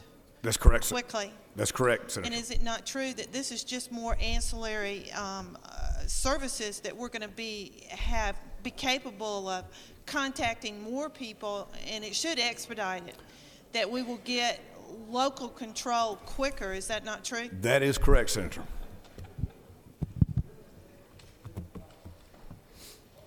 Chair recognizes the Senator from the 31st. Thank you, Mr. President. Does the Senator yield? Certainly. Can we be certain that this measure will increase the amount of funds available to the lottery? Senator, we're only certain of two things in life. We believe that this will increase the amount of funds to the Lottery Commission. And the reason we believe that is we believe that we have any number of machines that are out there operating on a daily basis that are unregulated, unknown, and unaudited. But we don't know what kind of increase in revenue that this would be. But in lines 1064 through 1067, we say that the Department of Revenue shall or may enter into contracts with other agencies to implement performance of law enforcement background investigations, security checks, auditing, enforcement. So it appears that we anticipate there to be some expense to doing this, but we don't know about how much revenue this might create. Is that, am I understanding? Well, that would certainly be an interpretation and be a fair one, and I wouldn't take issue with it. Do you think, do you further yield? Certainly. Do you think that it would be wise for us to have a fiscal note for a bill of this nature? I don't believe a fiscal note has been called for, and the reason I don't believe it's been called for is there's no additional agency. We're making a transfer from DOR to the Lottery Corporation. We are financing any additional expenses through licensees, and we don't believe there's going to be an additional expense. In fact, we believe there'll be an additional revenue and a streamline of expense, because under this new system where we have this electronic communication between the locations where the machine exists, we won't have to be sending somebody out there. Now, will we make spot checks, and will we go from time to time, and just like we do in other laws and other statutes where we enforce our speed limits or what have you? Yes, we will have some checks and balances and some cold calls, so to speak, some surprise visits, but this will be constant communication, online, real-time information telling us how many times the machines have been played and what the outcome was. I hope that helps. Do you yield for some additional questions? Certainly. To my friend from West Georgia, absolutely. Thank you, sir. So along that line, speaking of this information that we're gleaning from the games via the accounting terminal, do you know what information that will be? I mean, you've talked about, I think you said that it would be like the number of times the game was played and maybe the number of times it was won. Is there other information? Senator, I wouldn't be into the into the details of what other information would be obtained, but I think all the pertinent information relative to regulating the industry would be attained electronically, yes. Did I yield for maybe only one additional question? You promise? No, sir. I'm kind of like the senator in the well. I'm not making a lot of commitments. I'm kidding you. Yes, sir. I'd be glad to yield. I believe when you were answering a question from the senator from the 54th, you mentioned that this would be cross-referenced with cash registers. Do you anticipate this audit system being connected to the point-of-sale systems where we could tell how much revenue's coming in and out of the stores? Absolutely. I didn't make that clear. Thank you very much for illuminating that. Yes. So you are stating that this will measure the revenue of each individual store? It will. It will. Thank you, Senator. Thank you, Senator.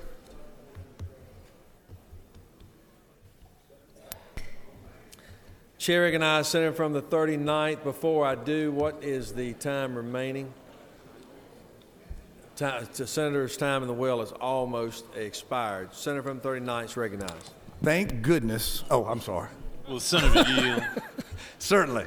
I have some questions about the enforcement angle to this because I have some questions about the enforcement angle because like some of us, I know in my district I get reports of abuse with the cash payouts.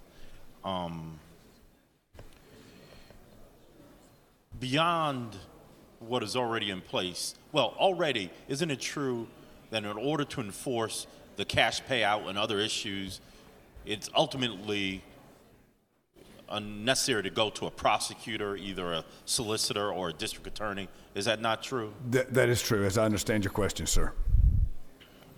Will the Senator further yield? Certainly. Is it not true that presently, even as we speak, in a county like Fulton, but not only Fulton, other counties, district attorneys have a lot of things that they have to deal with, murders and other kinds of things that prevent them from fully enforcing this kind of thing? Certainly. More crimes of urgency, you might say.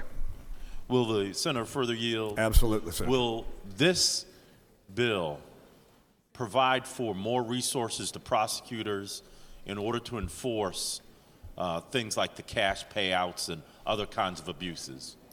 Yes, sir. I believe that it will. Will the Senator further yield? Certainly. How so? Well, we will increase revenue, increase our resources, and we will streamline the enforcement and regulation. So, in effect, we're increasing the enforcement. Will the Senator further yield? Certainly. Isn't it true that this bill will not change the fact that we do not know when cash payouts are given, and we will not know under this legislation that abuse in the stream of things, we will know no more about who is doing cash payouts than we do right now? Isn't that true? Senator, I would certainly hope that this legislation will. It's not the panacea. It's not the end all, but we would hope that it would put us in a much better position to understand the transactions that are going on. Will the Senator further yield? Certainly, sir. There's been a lot said about the GBI's role in this. Is it not true that we are presently and have in the recent past in our budgets cut the number of agents and other personnel available from the GBI to investigate crimes in the state? Isn't that true? I'm sure the senator knows of what he speaks. I do not have that factual information. Will the Senator further yield? Certainly. There were some GBI agents that came to this rope out here just a couple of weeks ago to talk about those cuts. Isn't that true? That is true, sir. All right. Well, thank you, Senator. Thank you, sir. Chair recognizes Senator from the 34th. Question.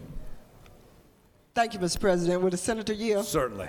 Senator, if you would just help me, I think based on my limited knowledge of what we are attempting to do, we are attempting to take something that's currently unlawful and make it lawful so we can regulate it, so we can do what? Can you finish that for me? Actually, let me, I didn't state the position clearly then. Okay. This bill makes nothing legal that was not already legal. It does not make anything that's unlawful lawful. What it does is it gives us a regulatory arm, an opportunity for checks and balances and audits. It does not make anything new legal. Thank you for that clarification. Another question? Certainly. Senator Year. So, Senator, help me understand the revenue stream. It's my understanding that these B machines. Machines. B is in AB, yes. Right. The B machines will now do what? That's what I'm trying to understand. They will be hooked, they will be connected electronically, and we will know how many times those machines are played. We'll know how many times, how many machines there are in a location once they're established. Once we do an audit and we have our arms around the number of machines and where they are and so forth, we'll develop an internet-based, a web-based communication device that will determine and report how many times this machine is played, what the outcome of those machines were. Thank you, Senator Yield. Certainly. That's the regulatory side, right? Yes, ma'am. So now the monetary side, how is that going to help the HOPE people? That's what I'm trying to make sure.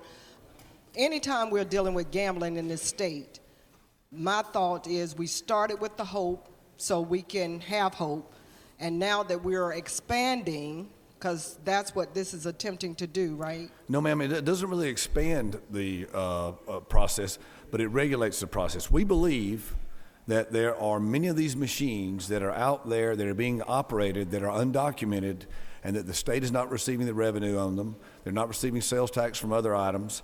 There are rogue operators out there that this is going on a day-to-day basis. What we're trying to do is get our arms around it, get our arms around it and regulate it closely so that we can monitor it, so we can understand what we have, when we have it, how much revenue we're supposed to have, and making sure those balance. And at the end of the day, if the senator will further yield, absolutely, will the money then be going directly to HOPE? And if so, why do we even need to get the Department of Revenue as a part of the equation? Can't the lottery just do this? Well, if you're familiar with, and I'm sure you are, the lottery process now, the lottery pays for the machine, they pay for the tickets, they pay for everything that goes in the store, so that a vendor, a convenience store or a grocery store or whomever, can sell lottery tickets. For the state to get into this line of work, we'd have to buy the machines, and the financial outlay would be tremendous. And then we'd have to monitor the machines, we'd have to service the machines, we'd have to maintain the machines. So what we're doing is we're letting responsible vendors, responsible licensees is a better term, responsible licensees operate these machines, and the state regulate them.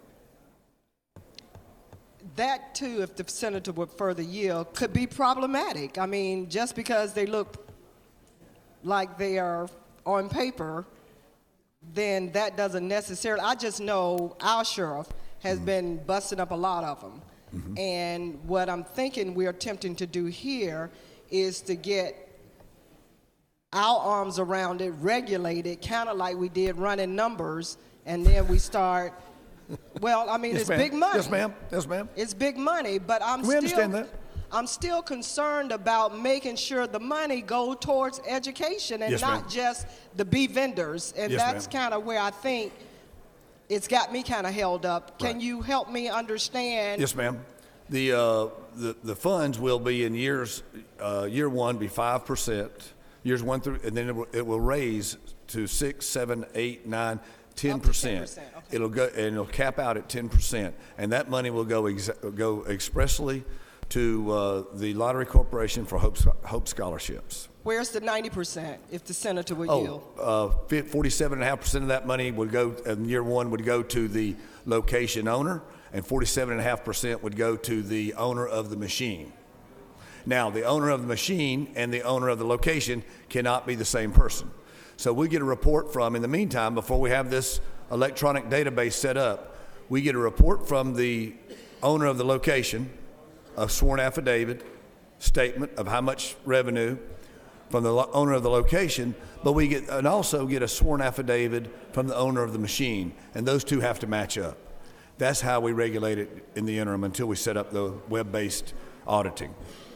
Thank you, Senator. Final question. So therefore, at the end of the day, 90% is going to other sources other than education. Up to 10% will be coming to education. Is that what you're saying?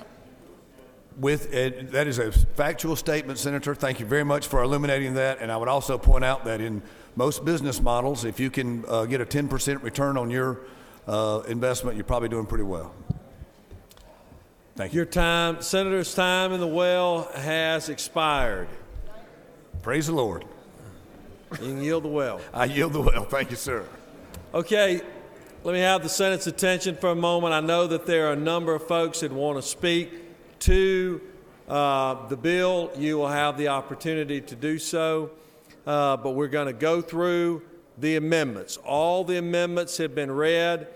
I'm going to recognize, except one. There's one additional late arriving amendment. Secretary will read. Amendment 8. Senator Davis of the 22nd offers the following amendment to the substitute to House Bill 487 by striking lines 866, 867, and 868. Through with the order, Mr. President. Senator from the 10th was recognized to speak to his amendment. Amendment number 1.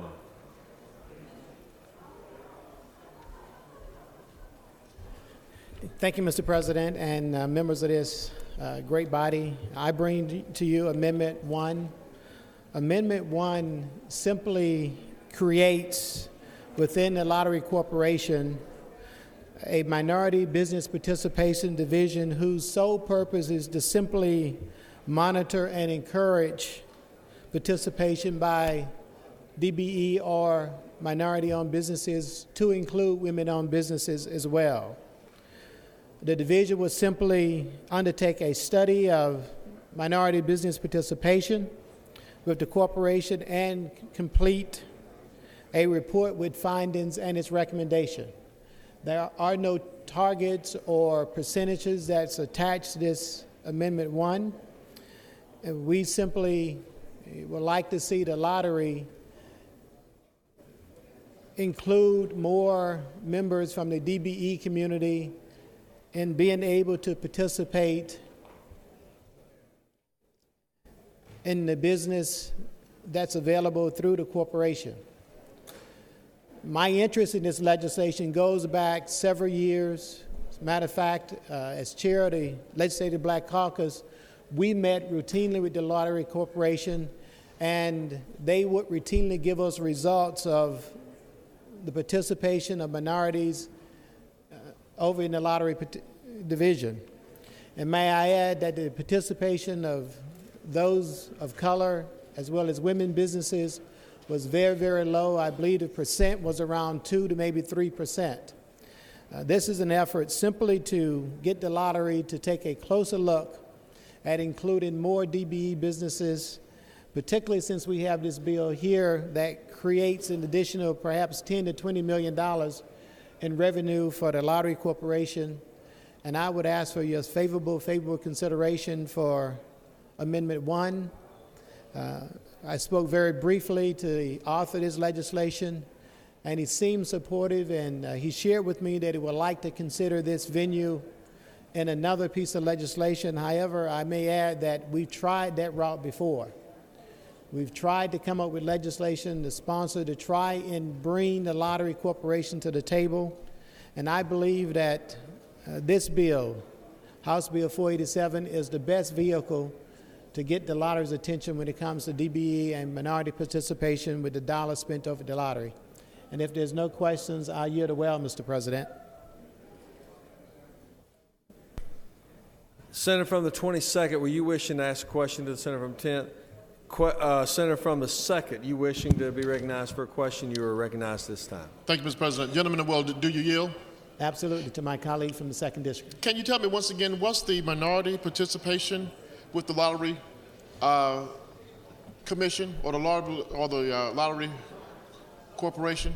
Senator, when I was chair of the Black Caucus for the last 4 years, the data that we got, their participation was hovering around 2 to 3%.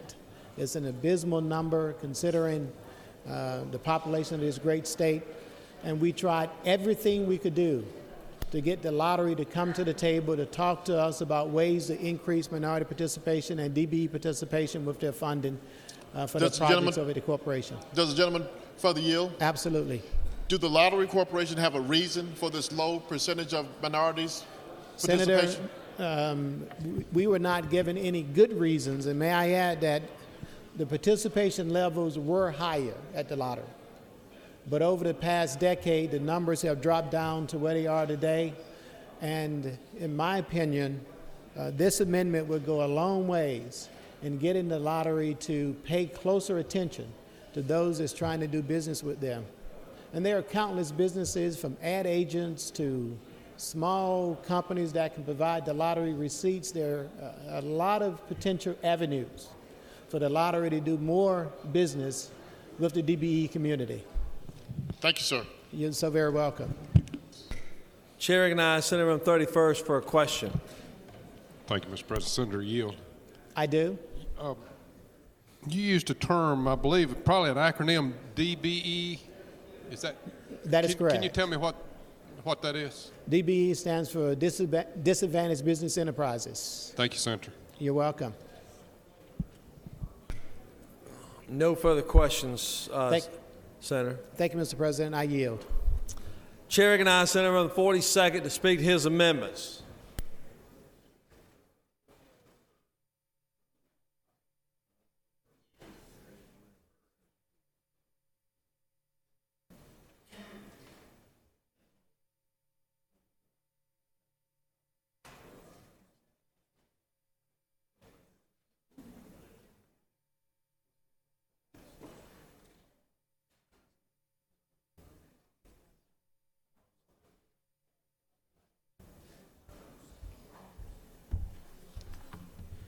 Thank you, Mr. President. Colleagues, I am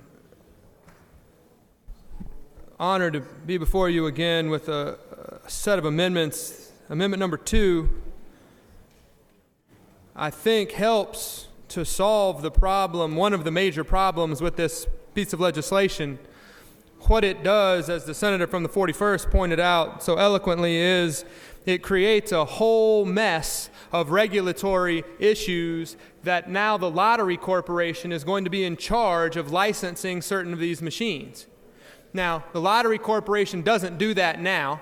They don't have any experience doing that, and there is really no reason to think that the lottery corporation will do it any better. But at a minimum, if we're going to make the lottery corporation undertake this new effort, we ought to at least allow them to collect the fees and use the fees to pay for that law enforcement. As I understand the current problem, the Department of Revenue doesn't have the funding or the manpower to enforce the law. Now, if that's a problem, I would support a solution. But what we're doing, if we do not pass amendment number 2, is using lottery money to fund the Department of Revenue's collections and regulation of these machines. That makes absolutely no sense, and I'm honored that this amendment has been signed by a senator from the 54th, because now all it merely does is it says that when the lottery corporation assesses fees under that article, they'll be considered lottery proceeds and they'll stay with the corporation, since the corporation now has all of these additional funding obligations to fund what's not being done by the Department of Revenue now.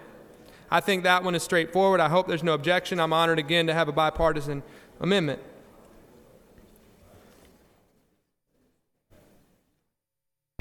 Have you spoken to all your I was going to speak to amendment number 6. I was going to do them both at the same time. Yes, please do. Okay. All your amendments. Thank you, Mr. President. The other amendment that I've offered is an amendment that allows local government, municipalities, and counties to prohibit the Class B machines if they so desire. I know there's a lot of support in this body for local control. I know that we are all uncomfortable with the pain that is caused to our public by this activity. And I think that folks, as I mentioned at the beginning, we are not getting the full benefit of this pain. We're enduring an increase in regulated gaming, and we are doing that over the wishes of many. And I think that what this does is it allows those localities that do not want this in their communities to prohibit it. Currently, and I'll explain it because it looks simple, currently, under the current law, they can prohibit offering more than 9 of these machines. If you delete more than 9, it means they can prohibit the Class B machines. So under current law, they're allowed to limit it to 9. Under this amendment, they'd be allowed to prohibit it altogether. So this is a very simple way of instituting local control within of the Class B gaming within this bill, particularly if we're going to expand it. Now, the other point, the reason that this is so important, is that under this bill, if we're going to have more gaming, I saw that there's a letter on everyone's desk from Flash Foods that says, let's pave the way for legitimate gaming in Georgia. And if that's the way we're going, I think we need to make sure that there's local control. And I also think we need to make sure with the First Amendment that the lottery corporation is actually getting the benefit. I'm troubled by the bill as a general matter because it does not allow the lottery corporation to take enough of the funding. It takes 10%, and it gives these master operators 47.5%. That makes me uncomfortable. At a minimum, the lottery corporation should get the fees just to cover the new costs of regulating this entire industry. So with that, Mr. President, I'll yield to any questions, and I'm happy to discuss these amendments or the bill further. Chair recognizes Senator from 39th for a question. 39th? 39th, you wish to question? Question? No, so 39th? Okay. Senator from 33rd, you're wishing to speak, right? 33rd? You're wishing to speak? Senator from 39th, you're wishing to speak. No questions, Senator. Thank you, Mr. President. I'll yield the will. Chair recognizes Senator from the 39th to speak to his amendment.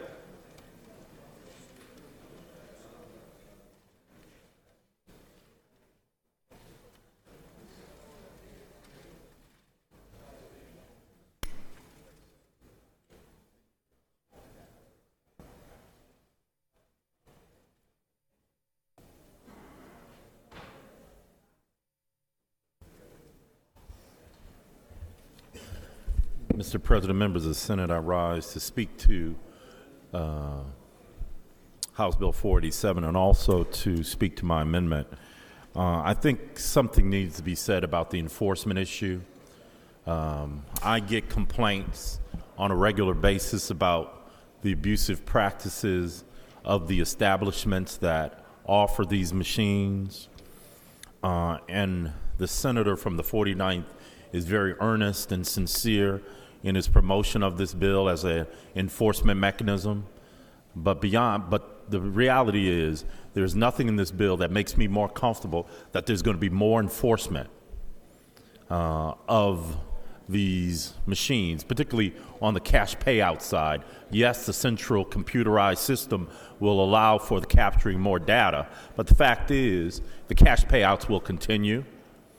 The only way you're going to stop it is to have a robust law enforcement effort with investigators and prosecutors, GBI, solicitors, and district attorneys. I don't know about your county, but my district attorney is very busy prosecuting any number of very heinous crimes, and I would not ask him, unless there are more resources made available to him, I would not ask my district attorney to pitch in to go chase cash payouts. It's not going to happen. And so unless there's a mechanism to hire special prosecutors, to hire more GBI agents, this is not going to help enforcement at all. You know, and what we're really doing here is making the lottery corporation the gambling commission of Georgia. That's what we're doing here. Let's be very clear. And if we're going to do that, we ought to be upfront about it and say that we're going to capture more of the revenues and provide it for pre-K and the Hope Scholarship. Instead of 5% or whatever, let's get that 47.5% that the master licensors are going to have. Let the lottery if we're going to have the lottery corporation run the business, let them run the entire business, capture those revenues. Because I bet you the people who are playing these machines in the areas they're playing them in, they're not the ones getting what? The Hope Scholarship. So let's just be upfront as to what we're doing here today. In this instance, we're creating a gambling commission, and we're giving most of the money away. We're giving it to the master licensors. To speak to my amendment, all this is an anti-cronyism amendment. This is an anti-cronyism amendment. It says no person shall be appointed as CEO who has less than 5 years of experience as an executive in the lottery industry.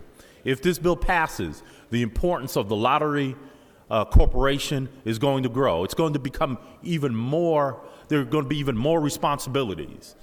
And it's even more important that we have somebody in place who's got the experience, who's got the wherewithal to make sure that the new tasks, the myriad new tasks that we're giving them in this loaded up bill, about 40 or 50 pages, it's important that that CEO knows what they're doing and has executive experience. Not just a relationship, not someone who has a personal relationship with somebody, not someone who is a donor to a campaign, but somebody who we can all be comfortable with, knowing that they have the expertise, the professional expertise, not the relationship, but the professional expertise necessary.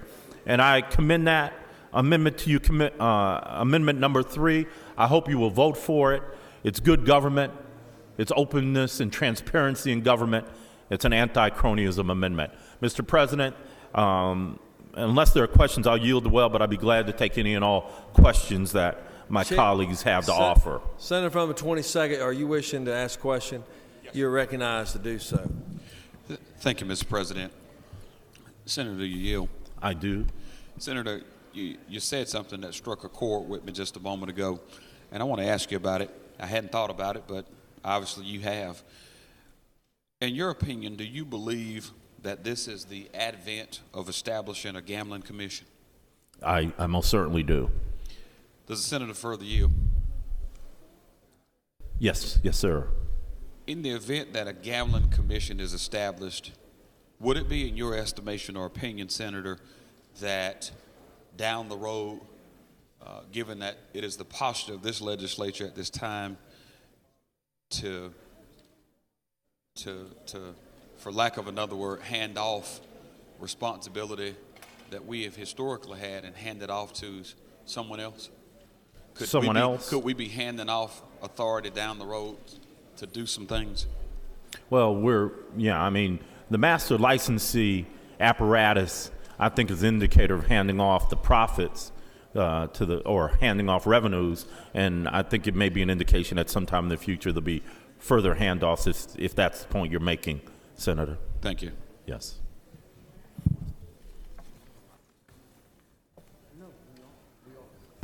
Chair recognizes Senator from 36 for a question. Thank you, Mr. President. Does the senator yield? I do. Senator, I had this question for the author of the bill, but he clearly ran out of time, and I wonder if you could, I appreciate your response on this, if you will yield. The language I don't think it's been mentioned, but this bill would change the language on where any legal action would be brought, and it specifies that any legal actions by any affected person that wanted to sue corporation or the chief executive officer would now be strictly restricted to being filed in the Superior Court of Fulton County. Yes, ma'am. If I'm not mistaken, on page 12 at the bottom. Now, I wonder if you would reflect with me on the contradiction in this legislative body pushing more business over into the Fulton County Superior Court. a court whose operations are funded by the taxpayers of Fulton County, while at the same time considering support for very fiscally irresponsible legislation that would reduce the revenues and reduce the budget that the county has to operate with. Is there a contradiction here? Yeah, I appreciate the senator's question. I think there is a contradiction in giving more responsibilities to the Fulton County Superior Court at the same time that the House at least has passed a bill which would put severe, and I say severe, restrictions on the ability of Fulton County to raise revenues and therefore losing tens, if not hundreds of millions of dollars to fund operations in Fulton County and then giving them this increased responsibilities. I don't think that's fair, and I agree with the senator from 36. Thank you for that response. And one further question, if you would ma'am. yield. Your amendment addresses the requirements for a CEO. Yes, ma'am. Which I think is a strong point and one that we should give a great consideration to. At the same time, dealing with the operations of the lottery, do we have any notion why this arbitrary 10% cap on revenues that the lottery would gain from this? Why that would be a wise and judicious, fiscally responsible measure or not? Or is that, in fact, leaving an awful lot of money out there on the table for the operators? I don't know what the rationale is. I think it's low. I don't know if there is a rationale, but I agree with you that it's leaving a lot of money on the table that could be used to educate children on the Hope Scholarship. I think, well, I'll leave it at that. Thank you, Senator.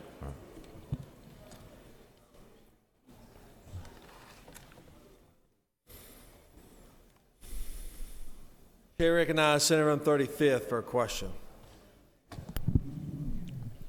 Thank you, Mr. President. Will the senator yield? Yes, ma'am. Senator, isn't it true that I had a bill, Senate Bill 16, that had to do with the lottery and audits and a lot of things is in this legislation, and it was introduced on the first day of the session, and it has never seen the light of day? I believe the senator knows of which he speaks. And isn't it true that all of us have been concerned about the lottery and appreciate your amendment? I appreciate you saying that. You know, it was a senator, the former senator from the 26, who from this well over the years made it clear about our concerns about the lottery and how it's used or misused in serving all children in all parts of the state. So it is a long-standing issue for many of us. And will the senator further yield? Yes, ma'am. Isn't it true, Senator, that currently in our with our lottery system, they are giving high bonuses that most people call golden parachutes? I don't know the specific amounts, but I think it's common knowledge that the bonuses that are being given are no less than outrageous. Right. And does this include is any provision in this bill addressing not having that kind of bonus to come because of this addition to the lottery if it passes? No, I don't believe there is. Senator from the 49th can correct me if I'm wrong. Thank you very much, Senator. No further questions, Senator. Chair recognizes Senator from the 2nd to speak to his amendment.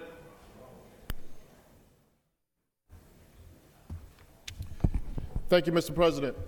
I rise today to speak on committee substitute to House Bill 487.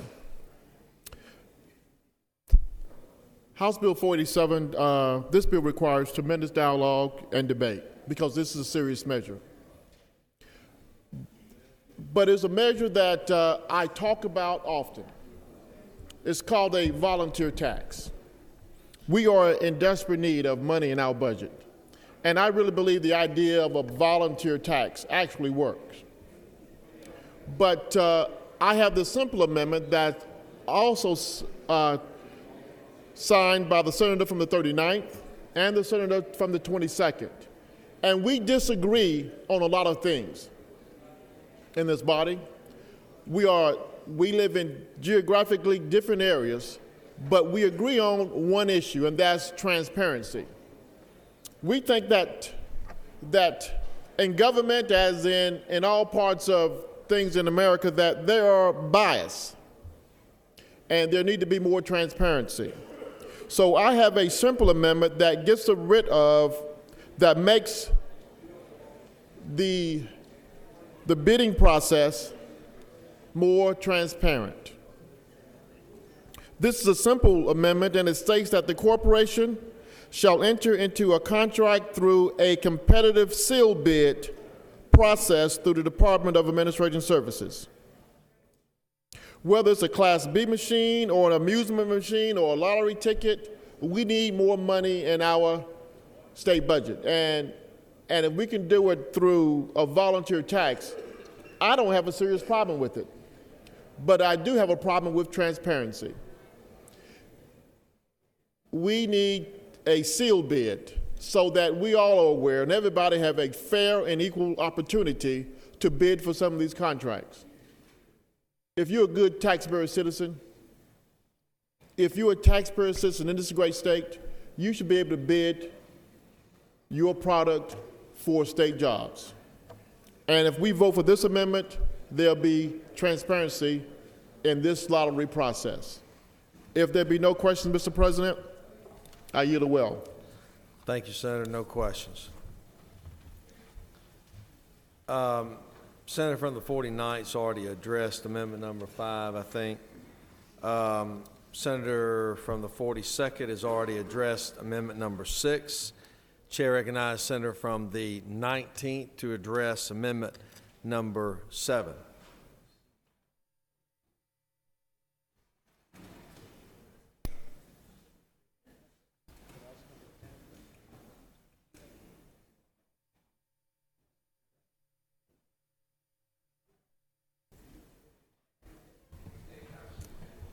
Thank you, Mr. President. Senators, not many of you all were here a dozen years or so ago when we addressed this issue in a special session that was meant to be only for redistricting. But the public outcry was so loud that time Governor Barnes decided he would add that to the agenda. And the reason was, and the cry from the public was, there are a lot of people's lives being destroyed by video poker. South Carolina had banned video poker machines and shipped their machines to Georgia, and people were playing these machines when they should have been buying groceries for their families, and consequently the voices of those who were concerned were loud enough, and the folks that were affected by it mostly were saying, y'all need to fix this, and so we did. We thought we would limit that to only rewarding with prizes, and we didn't ban the machines. But as it turned out, we didn't do anything, because the rogues in the business would still operate the machines, still pay in cash, and the Department of Revenue, frankly, they don't have the people to enforce this law. They don't have the people to enforce the law. And you know, if I'm a illegal operator and somebody walks in from the Department of Revenue, that gets my attention. But if somebody walks in from the Lottery Commission, I'm not near as worried about those folks as I am somebody who can carry a badge. So I don't know if we're creating any teeth. I think the governor's made a good step here in trying to fix the bill, but I don't know that we're going to be able to deal with this scourge.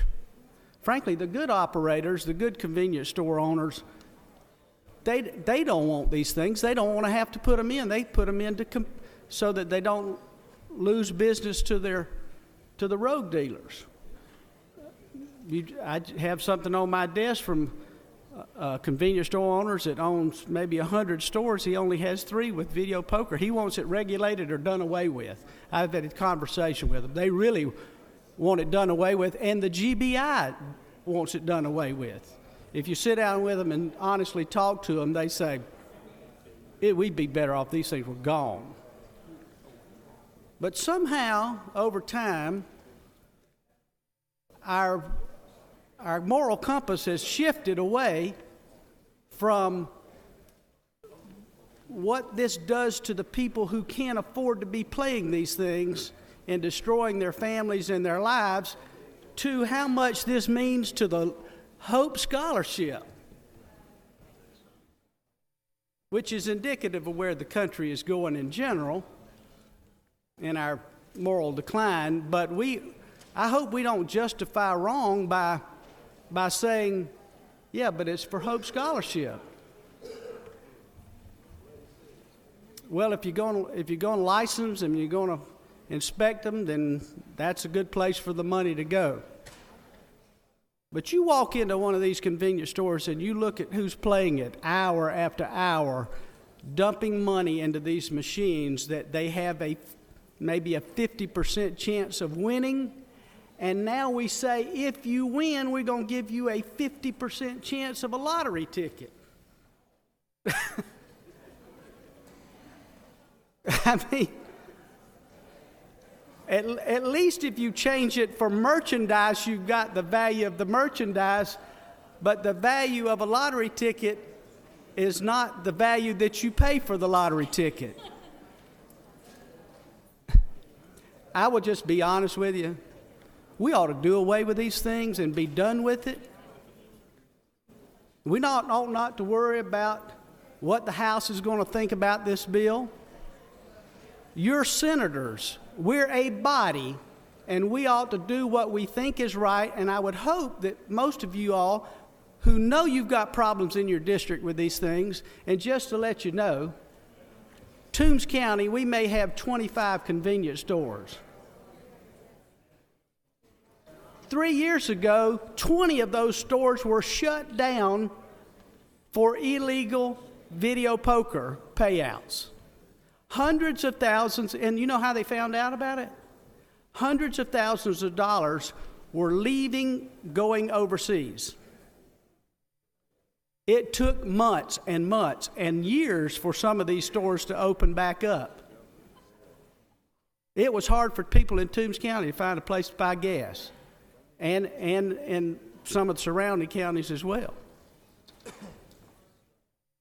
Listen, if you really want to generate some revenue, the people that go in the convenience store to buy bread and milk and gas instead of video poker are going to pay sales tax in some counties at the rate of 8%, and there's you some real revenue to come into the state based on products that they really can take home and feed their children with. What my amendment does is it bans Class B machines. It's my understanding that Class B machines is what the author is trying to address in the bill. He's covered what those machines are. It's spelled out, and I know that this can be a little bit confusing, but when I went to Ledge Council and said, now I don't want to ban things that would be in Chuck E. Cheese or amusement machines, things like that. I only want to ban video poker machines. So that's why I've got B in here. I may not be able to answer detailed questions about that. I'll leave that for the author when he closes. There is a 7A and I think a 7B. I've read 7A. If you ban the machines, you really don't need the commission. It does away with the commission. Beyond that, I really I'm not sure what 7B does. I'm not against it, but I don't know the details. Mr. President, no questions. I yield the well. Chair recognizes 736 for a question. Thank you, Mr. President. Senator Yield. Yes, I do. I just wonder, you do have a long history on this subject matter, and down home as well as actions that have been taken up here at the Senate.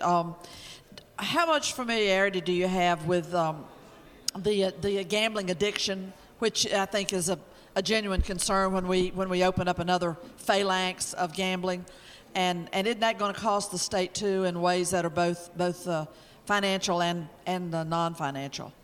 Do you have any? Senator, by nature, there are people who are risk takers and there are people who are not risk takers. I actually happen to be a risk taker. That's why I ran for the Senate in the first place. I believe that. I believe every word of that. And I've started several businesses, and anybody who does that is a risk taker. But if people take risk and they can afford that risk, that's one thing. Or if they're not addicted to the risk. But people have flaws. We're all humans. We have flaws, and some folks just can't deal with the lure of winning, even if the odds are against us, and they can't stop. Particularly the poor who are looking for a way out. And they're captured by these things, and the way to help them, frankly, is to take away the convenience of it. Thank you. Chair recognizes Senator on the 35th for a question. Will the gentleman yield? I do. Isn't it true that not only with these video machines, but the lottery, many years ago, everybody was playing the numbers, and then they were going to jail, and some people ended their life in jail for this, and so then we started the lottery doing exactly the same thing and made it legal, and now the video poker machines that have been illegal if you pay money, then the state is going to pick it up and it's going to become legal just because we pick it up. Is that correct? Well, they're playing them now because they're addicted, whether it's legal or not. Correct. You can make the case that if they weren't playing video poker, they'd play the lottery, or they may just use their money to buy what their family needs to survive. Right. Thank you very much. Appreciate it. Mr. President, I yield the well. You yield. Senator has yielded.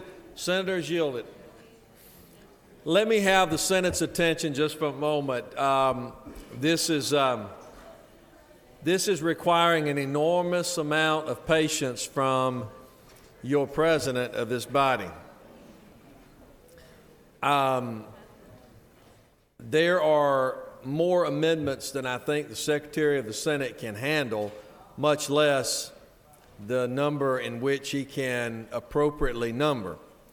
I'm not quite sure exactly how we're going to get through this, but what I do want to tell you is that Amendment 9 and Amendment 10, that is on your desk, has not been read and has actually been replaced by amendment that should be on your desk, which is 7A and 7B.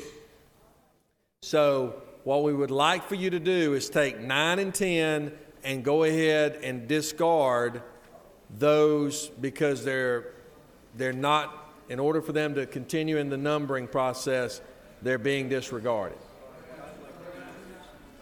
Well, all right, hold on.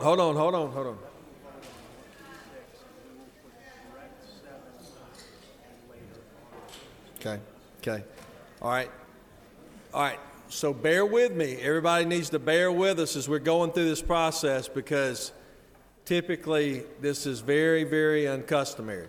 Senator from the 9th, what purpose do you rise? Mr. President, I understand you're trying to clarify this, and I appreciate that. Sure. But there are 2 Amendment 9s in our packages. In fact, the Amendment 9 and the Amendment 10 one of the Amendment 9s and one of the Amendment 10s look to be the same. And so that when you say discard Amendment 9, there's actually 2 Amendment 9s. Okay. All right. Let me clarify that for you.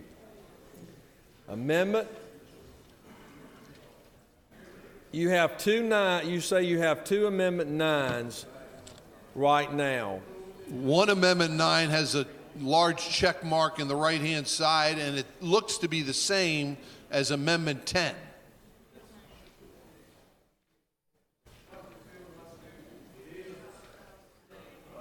Okay, just suspend for a moment. Let's get clarity.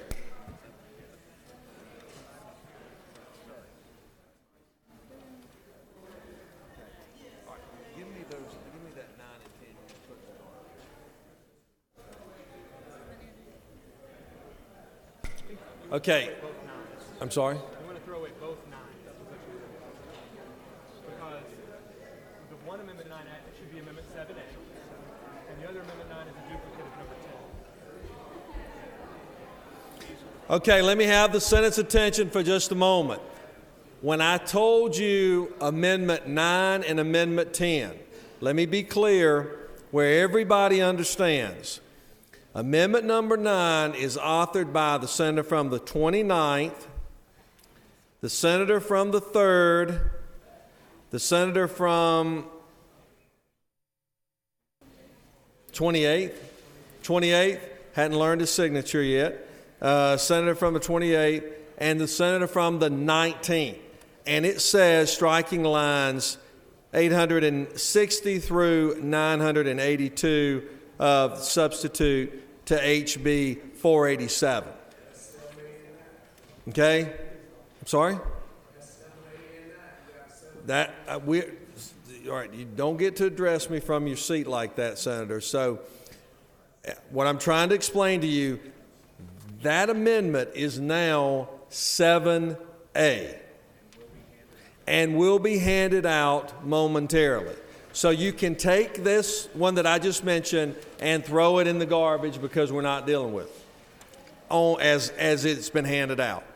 Second Amendment is Amendment number 10, authored by the senator from the 30th, senator from the 9th, senator from the 47th, and senator from the 42nd. That amendment is to inserting after line 181 the following. Okay?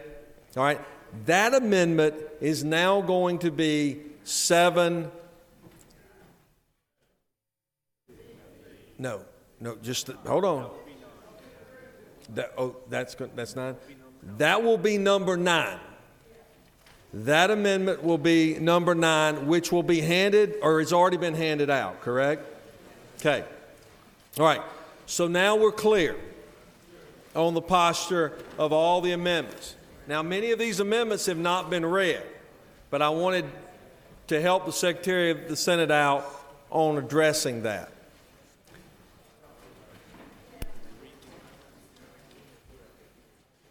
Okay, we're going to read the rest of the amendments first. Secretary will read. Amendment 7A by Senator Mkuna of the 29th and others offers the following amendment to Amendment 7 to the substitute to House Bill 487 by striking lines 860 through 982 of substitute to House Bill 487. Amendment 7B, Senator Miller of the 49th offers the following amendment to Amendment 7 to House Bill 40 to the substitute to House Bill 487 by inserting after the word state on line 14 the following: in any municipality or county where such operation is prohibited by local ordinance. Amendment 8, Senator Davis of the 22nd offers the following amendment to the substitute to House Bill 487 by striking lines 866, 867, and 868. Amendment 9 by Senator Dugan of the 30th and others offer the following amendment to the substitute to House Bill 487 by inserting after line 181 the following: each municipality and each county in this state may be local ordinance prohibited any or all Class B machines as defined and for other purposes. Amendment 10, Senator Heath and others offer the following amendment to the substitute to House Bill 487 by striking to a maximum of 10% from line 962. Amendment 11, Senator C of the 34th and others offer the following amendment to the Senate substitute to House Bill 487 by on line 953 replacing 47.5 with 45, on line 954 replacing 52.5 with 55, on line 956 replacing 5 with 10, and for other purposes. Through with the order, Mr. President. Okay, Bob.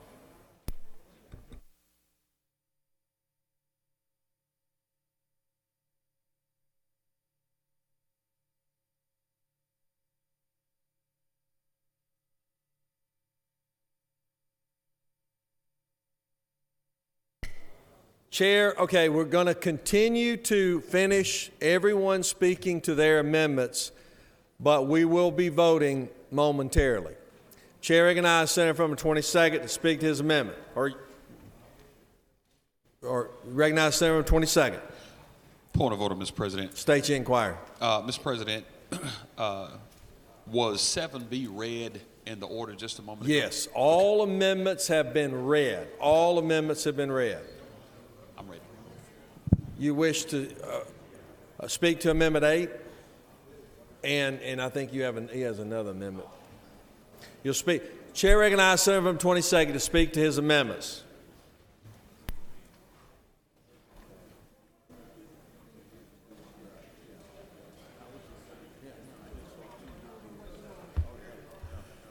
Thank you, Mr. President, members of the Senate. I rise to speak to Amendment number 8.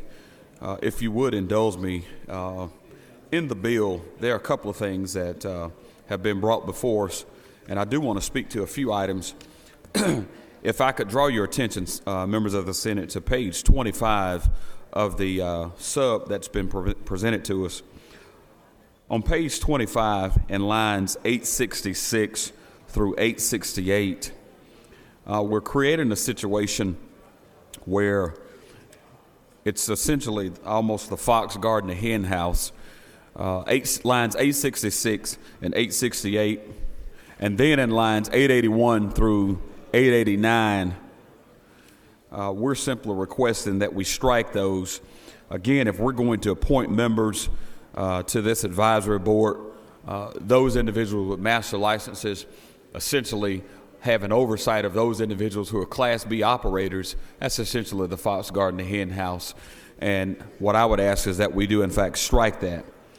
I would also bring to your attention, and I did not hear this from the author of the bill. Mr. President, I can hardly hear myself. I did not hear this from the author of the bill in terms of speaking to this matter as it relates to the whole issue of whether or not the Lottery Corporation has an audit and investigation arm to be able to actually deal with this. But what I would offer as it relates to what the author of the measure has brought before us, the senator from the 49th, is that this bill should create responsible licensees and responsible owners. But I would caution this distinguished body in that we cannot legislate morality, and if it's the posture of this body for us to create opportunity, we don't create opportunities for crooks to do business. If you're a crook, we lock crooks up and we put them in jail. And I would encourage us to take that posture that if they are crooks, we lock crooks up and we put them in jail, not to create a culture and a climate for them to be able to operate. But I would ask for your favorable consideration to remove the appearance or guise of the fox guarding the hen house simply by striking lines 866 through 868. Mr. President, if there are no questions, I will yield the wheel. Chair, Senator from the 49th, your light's on. Are you wishing to question the Senator from the 22nd? No question. Senator from the 42nd does have a question. Will the Senator yield for one question? Yes, I will. Am I correct that the board that is established under this law now, if we do not adopt your amendment, that the board that is established will be established by the industry, and that the primary law enforcement mechanism, that is the Central Repository Reporting Service, will not go into effect unless authorized by that board? So that board would have complete authority. Am I correct? That is completely correct to the senator from the 42nd, and that's why I think my amendment is so important, that we, again, have a sense of transparency and integrity in this measure, which is why I would ask for favorable consideration for amendment number 8. Mr. President, if there are no additional questions, I'll yield the wheel.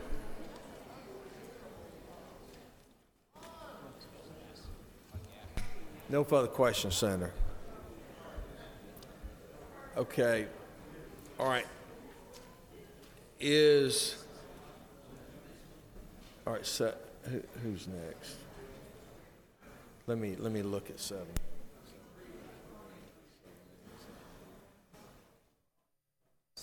Senator from the 29th, do you wish to speak to 7A?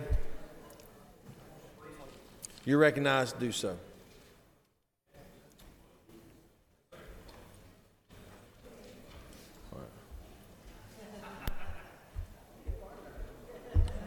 Thank you, Mr. President. I know the senator from the 19th has spoken to Amendment 7, which would simply ban the Class B machines. All 7A does is to add to that by striking lines 860 through 982 that establishes the advisory board and its various authorities and duties. If we're banning the machines, there's simply no need for the board, and that's why we're proposing Amendment 7A. If there are no questions, I'll yield the will. Now we go to Senator from the 49th. Do you wish to speak to 7B, or would you like to do that when you close? When I close. All right, he will do that when he closes. Now we go to Amendment number 9, which has been printed. Senator from the 30th, you wish to Senator from 30th to recognize, speak to his amendment. Thank you, Mr. President. Hey, all Amendment 9 does is if your county or municipality doesn't want these machines in their area, y'all can vote locally, we don't want them. And then there's not a question of who's going to be coming and making sure that they're all legal and everything. They're just not there. Now, if you want them, then your constituents would vote them in. And then you fall under the guidelines of this bill if this bill passes. So pretty straightforward. Subject to any questions? No questions, Senator. Question now, or excuse me, number, the Senator from the 31st, you wish to speak to amendment number 10. He is recognized to do so.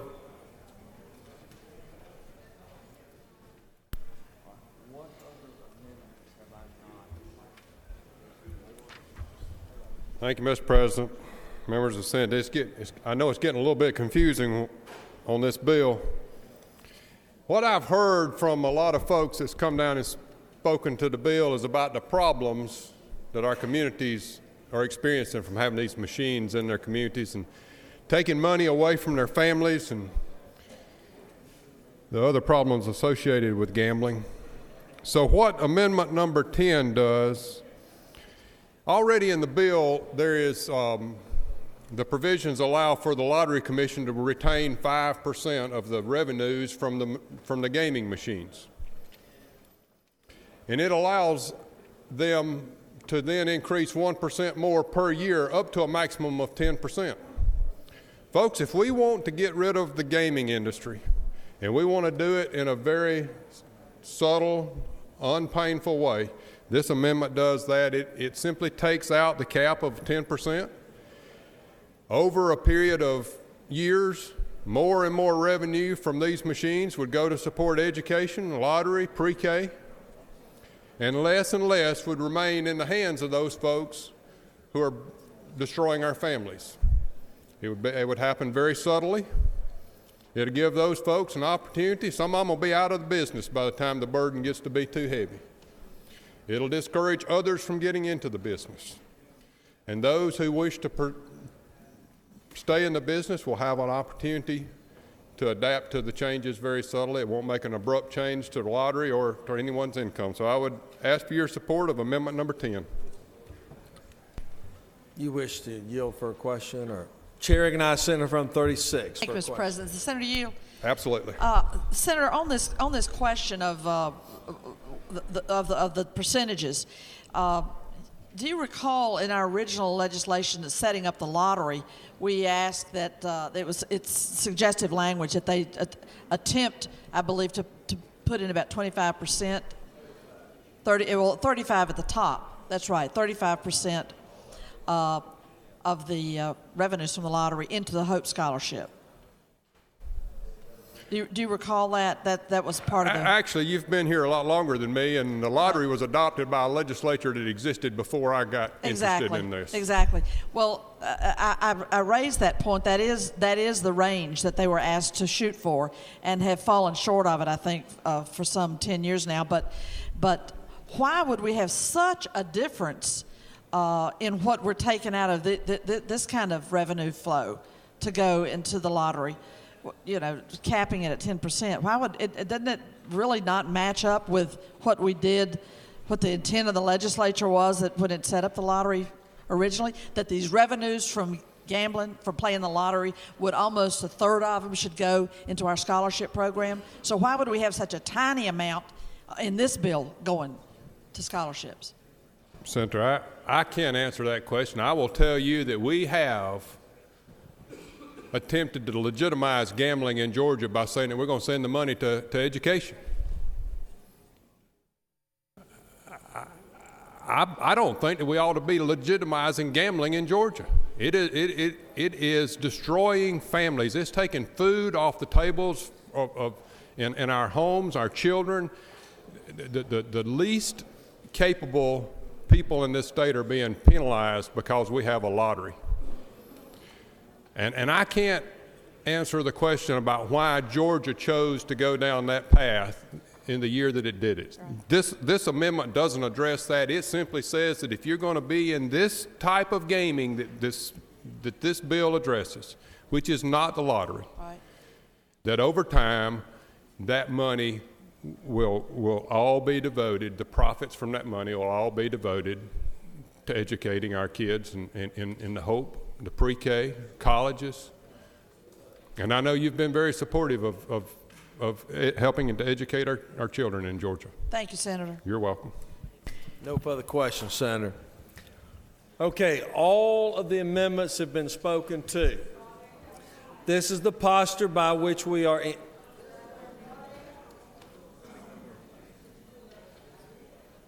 Did you wish to speak to that amendment?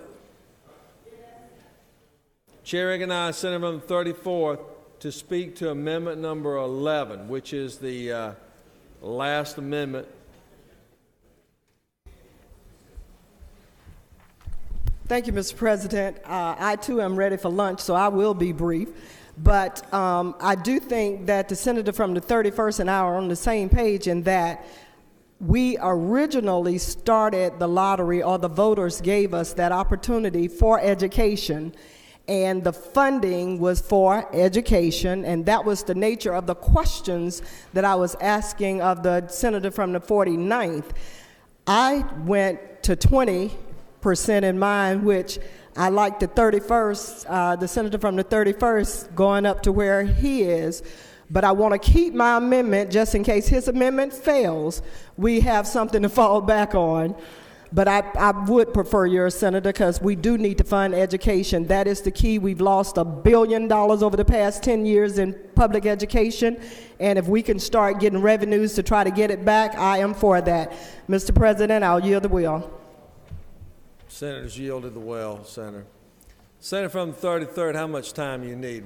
Can you get it done in 5 minutes? Chair recognizes Senator from the 33rd. Yielding him 5 minutes to give some very historic perspective on this issue.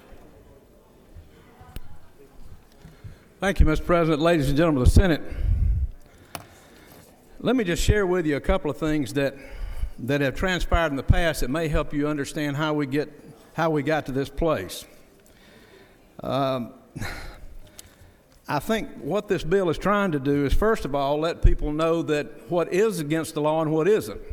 Now, right now, you're getting zero, and they're all out there and they're all legal, except for video poker, which is still restricted by law, my understanding from the administration.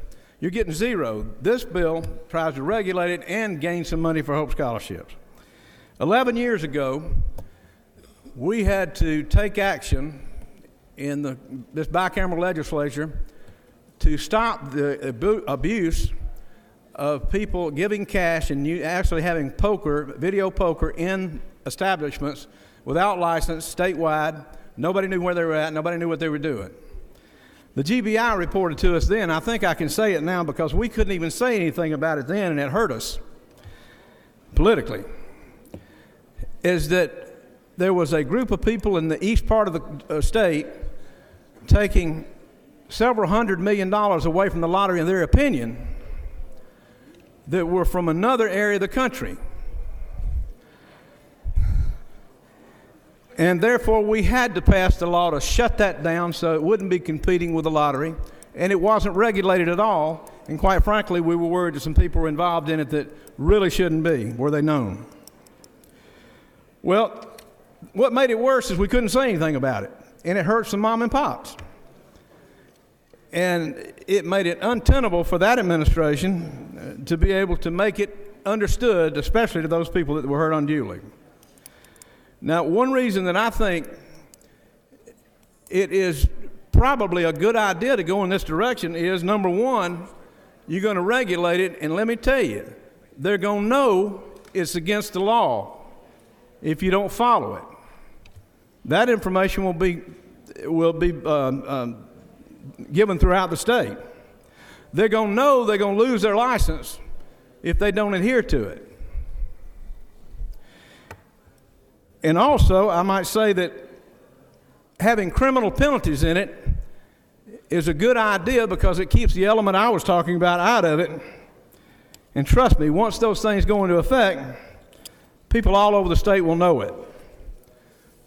There are a couple of amendments that I think are a good idea, and I don't want you to be dissuaded from them. One is the minority amendment, making an effort to, because in the banking industry, we had the Community Reinvestment Act. It just says you look for the opportunity to make it known to the minority community that opportunity is available.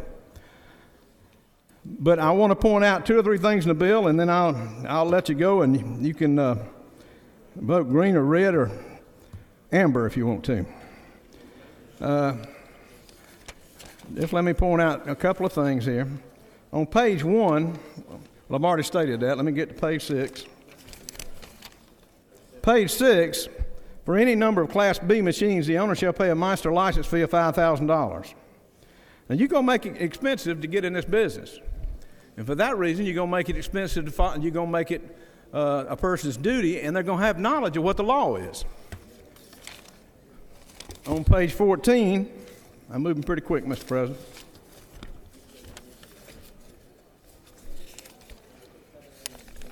On page 14, it's stated in bold print, the penalty prohibits the payment or receipt of any money for replays or merchandise awarded for the playing of this machine. Well, for that type class machine, we're going to still leave it with Class A and Class B machines where you get free replays or you get something of value, a prize or something. I think that's going to be understood by anybody that pays that much for a license. On page 16, the punishment is, I think, pretty clear. Who knowingly makes a material false statement, application, renewal, or makes material false entry or report which is maintained, submitted to the corporation provisions are guilty of a felony. Not one, not less than more than 5 years or $25,000 or both. I think that's pretty clear. People are going to pay more attention to these things than you think. Now, on page 21,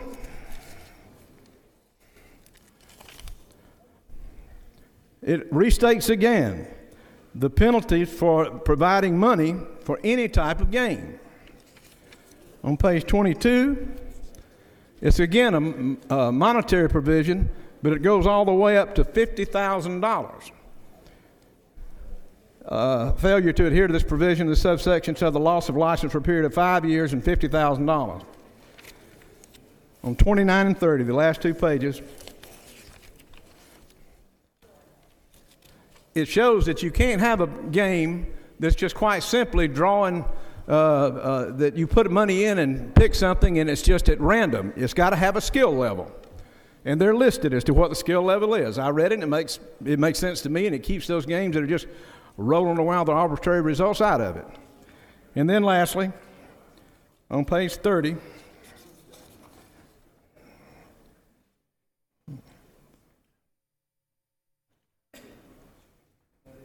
no, one second, Mr. President, I'll be out of your way.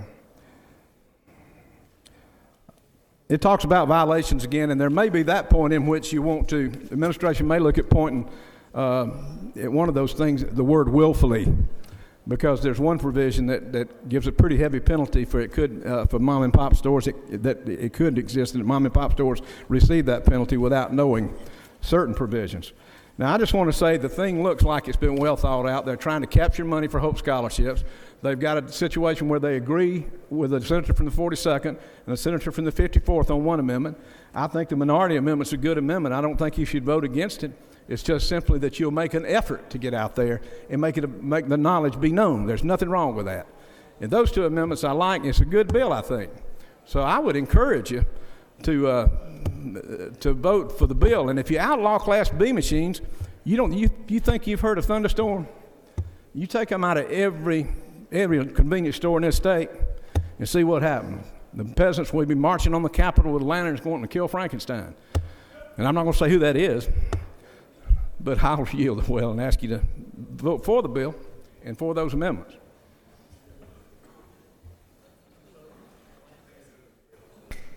Senator from the 26, how much time were you looking for? 2? No more. Chair recognizes Senator from 26 for a maximum of 5 minutes.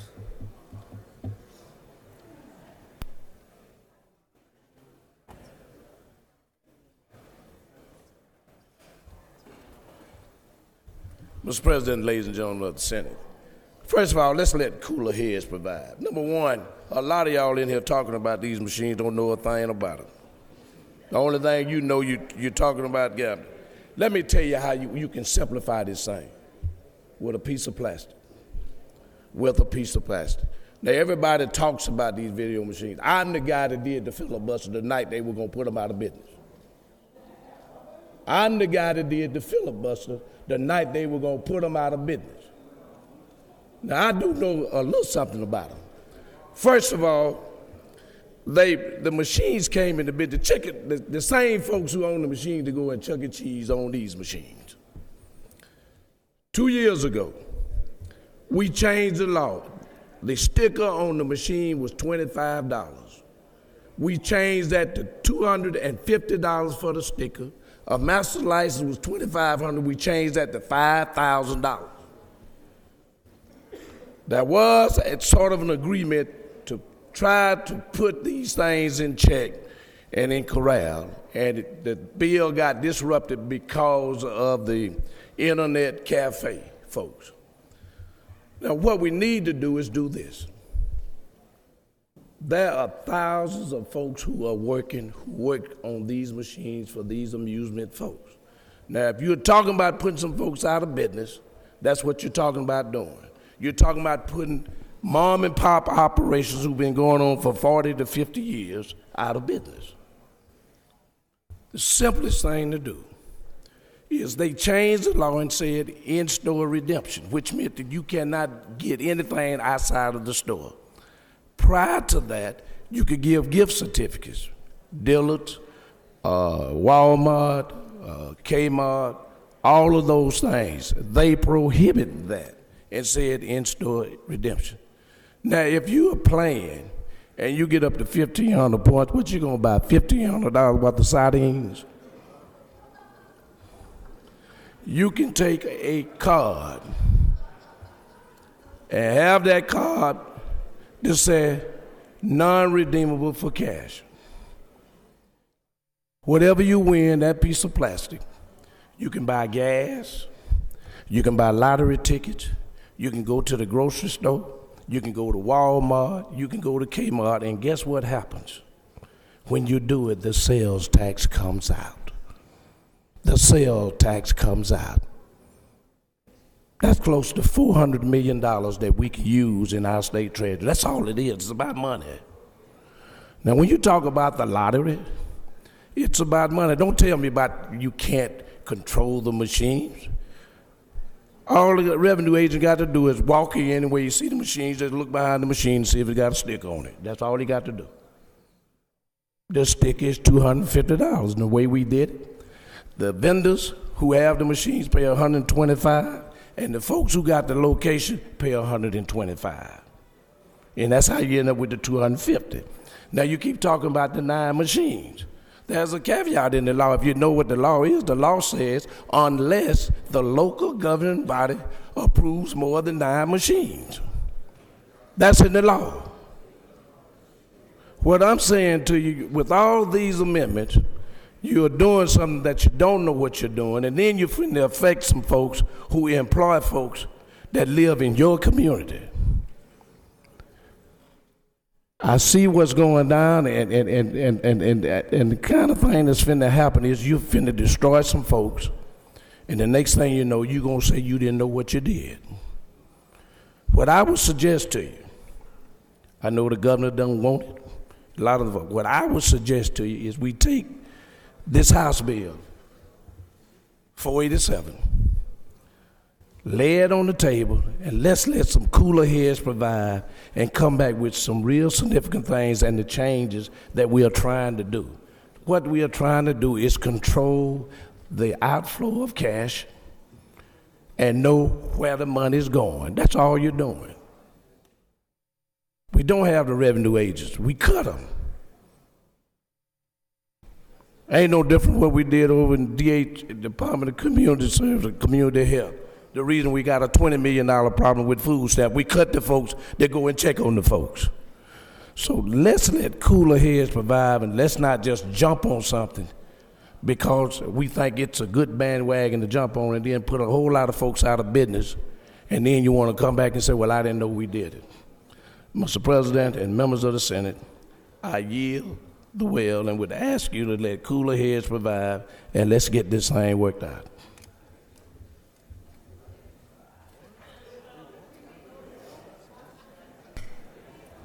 All right, Senator from the 54th, are you closing or 49? Chair recognizes Senator from 54th.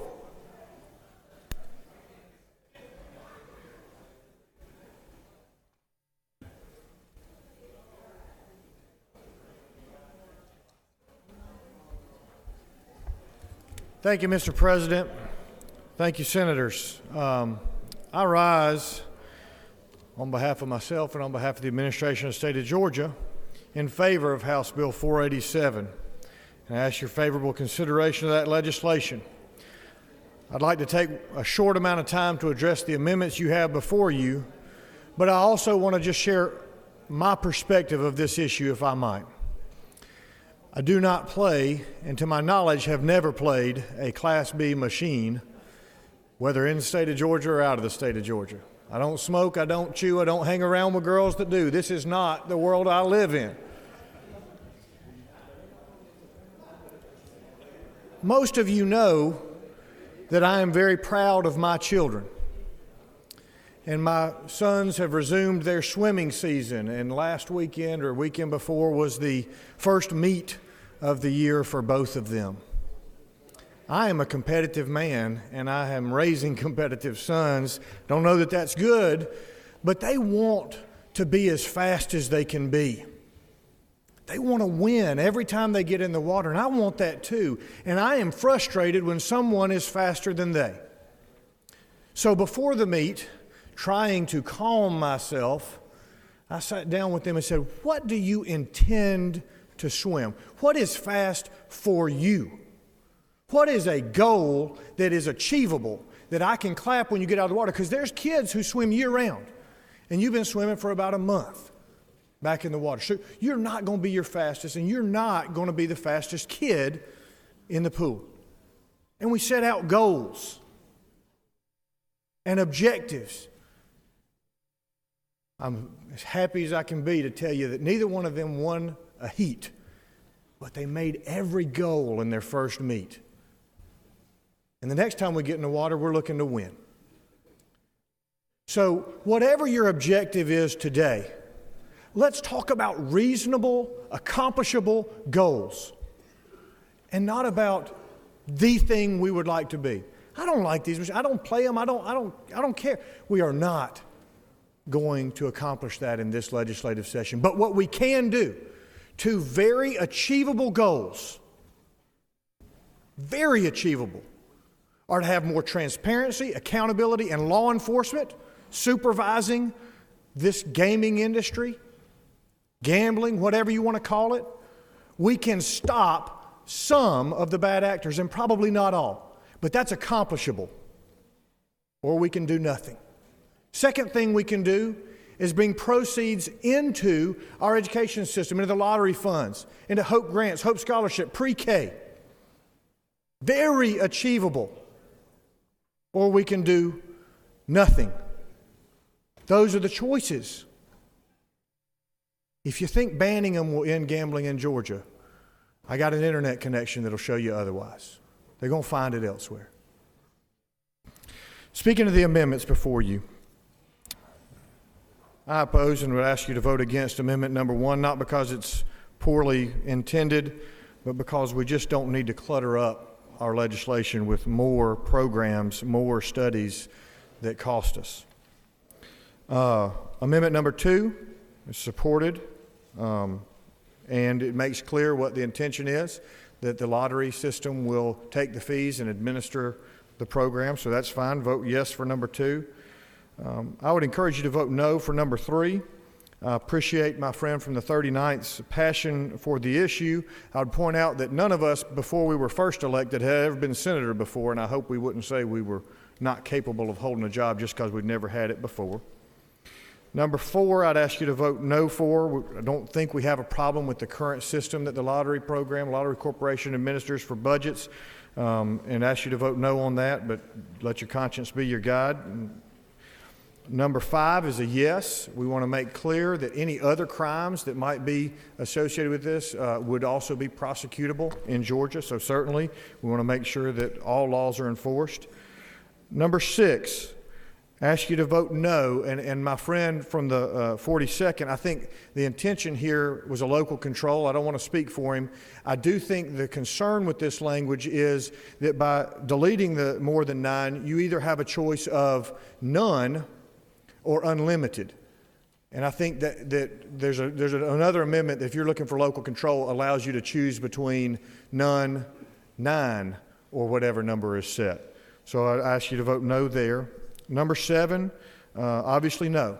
This is about goals. I appreciate the intent and sensibilities of my colleagues, but I ask you to vote no. And likewise on number 7A, as that would just be a continuation of the intent of 7 as drafted. If you are going to vote for 7, I ask you to at least consider voting for 7B, which allows for local control and local choices, which is something that many of us care about. I ask you to vote no on number 8, on Amendment 8.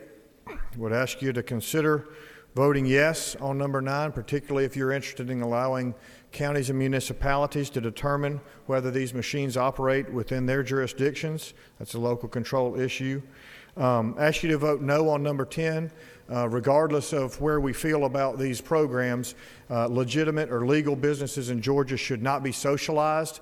If you are going to cannibalize all net proceeds, you are socializing an industry that is legal in Georgia. That's really not good public policy. And also ask you to vote against amendment number 11. We do not know what the proceeds from this will be because we don't know the scope of the industry, legal and otherwise, in Georgia. Let's take some time. It'll take 5 years to get to the 10%, and then evaluate where we stand and what we want to do on a go-forward basis in terms of the fees. Mr. President, I would yield the well, ask you to vote favorably, and as I have requested, please, on the amendments. Thank you.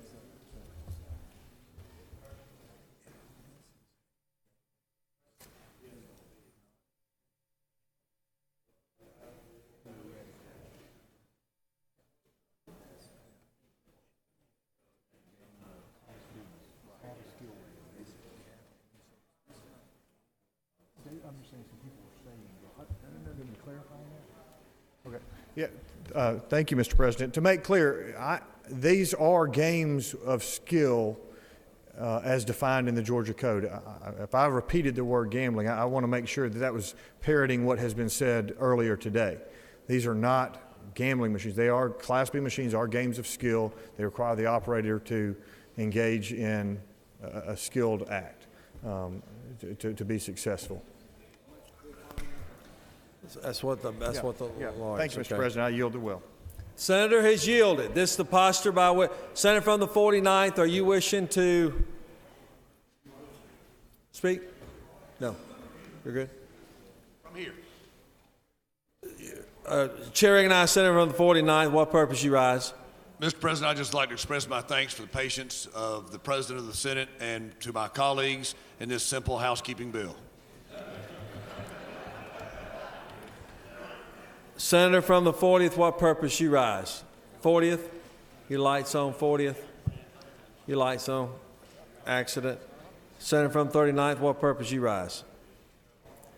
31st, I'm sorry. Yes, Mr. President. I guess this would be a parliamentary inquiry. Amendment 7B, it looks like it proposes to amend AM 360418, which I can't find. Can someone tell me where this amendment fits into the process?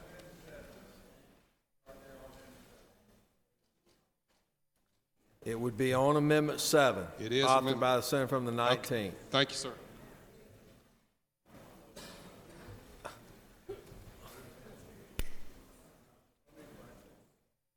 Senator from the 33rd, what purpose you rise? Parliamentary inquiry, Mr. President. State your inquiry. Maybe I should wait a minute on this, but if we were to pass Amendment 7, what would that do to Six Flags and Stone Mountain? I just wondered if you knew what this particular amendment would do to those organizations. I mean, it's the game of chance is I guess a pretty broad field. So skill. It's up to each individual. Senator.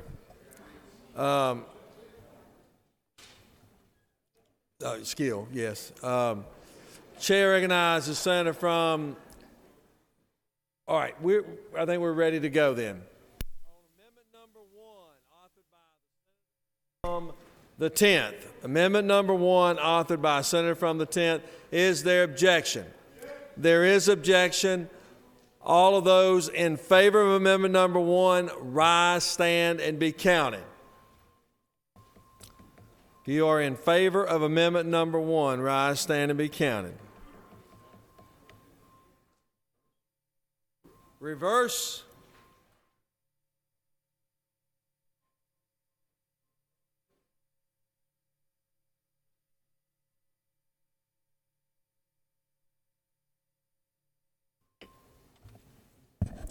On the Amendment number 1, the yeas are 14, the nays are 32, and Amendment 1 is lost.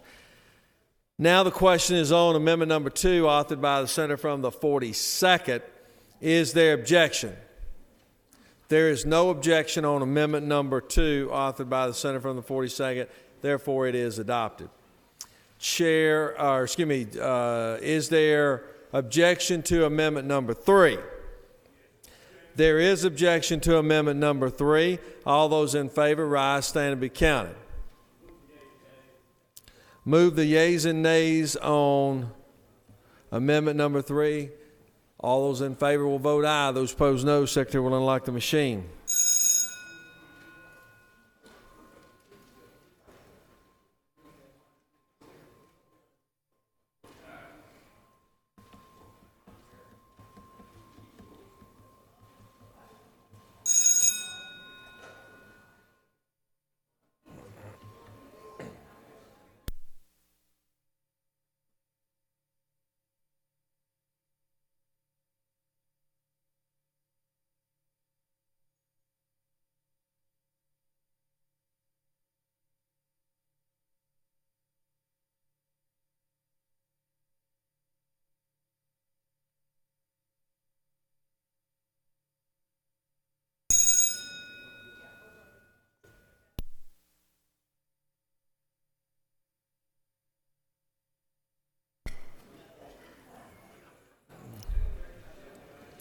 On the Amendment number 3, the yeas are 16, the nays are 36, and Amendment number 3, authored by the Senator from the 39th, has lost.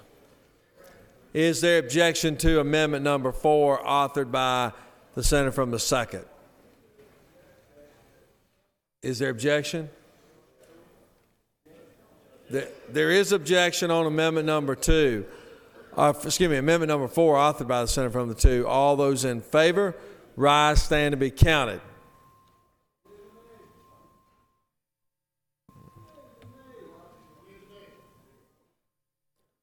I don't think the leader agreed to that.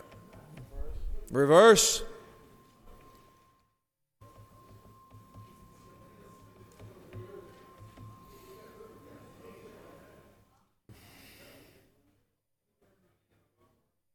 True. On the Amendment number 4, authored by the Senator from the 2nd, yeas are 18, the nays are 25, and the amendment has lost. Question now is on amendment number 5, authored by the senator from the 49th. The author. Is there objection? Without objection, amendment number 5 has been adopted. Question now is on amendment number 6, authored by the senator from the 42nd. Is there objection? There is objection. All those in favor will rise, stand, and be counted. This is amendment number 6, authored by the senator from the 42nd.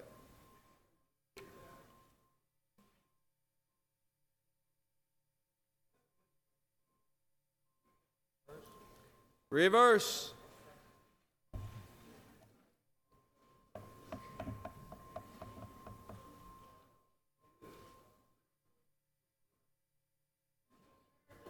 On the motion, the yeas are 17 and the nays are 23, and amendment number 6 is lost.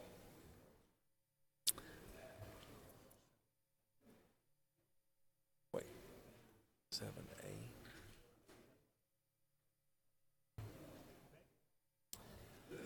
All right, follow me now. The question is on amendment 7A. Amending 7. This is authored by the senator from the 29th. Everybody with me? This amendment that's on the screen right now. Is there objection? There is objection.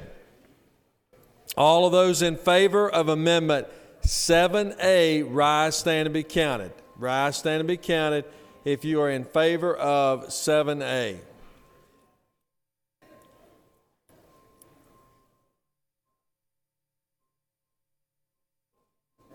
Reverse.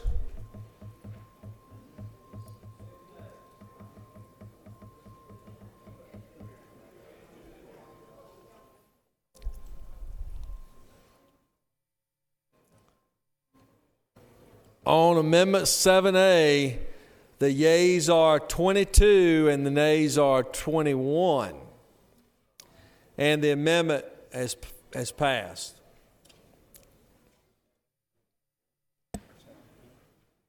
Now we go to 7B, which is authored by the senator from the 49th. Is there objection? Without objection, 7B is therefore adopted.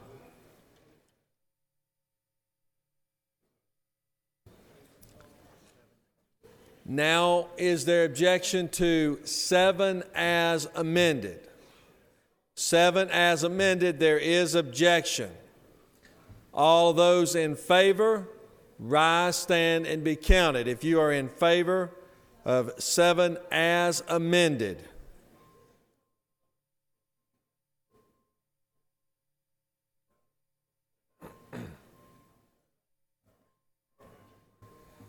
Senator from the 14th, what purpose you rise? Parliamentary inquiry. State your inquiry. On this amendment, since Amendment 7 basically strikes the entire bill, but we just voted on 7B, which removed language from what 7 appears to be striking the entire bill and inserting new languages. Is that?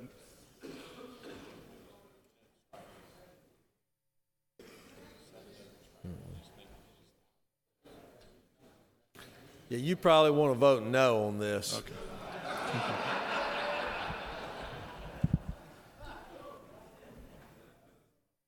All right. All of those in Senator from the 54th, what purpose you rise? Parliamentary inquiry, Mr. President. State your inquiry. Isn't it true that 7 as amended, because A and B both passed, now allow for these provisions to be in effect if this were to pass and become law? These provisions are in effect in all counties other than or municipalities other than where it's been banned, but without any oversight as by striking the language that was in 7A. I feel confident the senator knows from which he speaks. Chair recognizes Senator from the 19th. Mr. President, isn't it true if there are no machines, there's no need for oversight? Sure, the senator knows from which he speaks. All right. We are going back on this vote since I took some parliamentary inquiries. There is objection to 7 as amended. All of those in favor of 7 as amended, rise, stand, and be counted. If you're in favor of it, rise, stand, and be counted.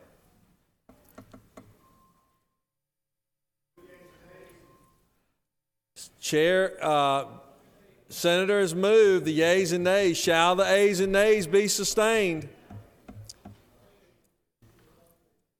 Clearly 5 having voted. All those in favor of 7 as amended will vote aye. Those opposed no. Secretary will unlock the machine.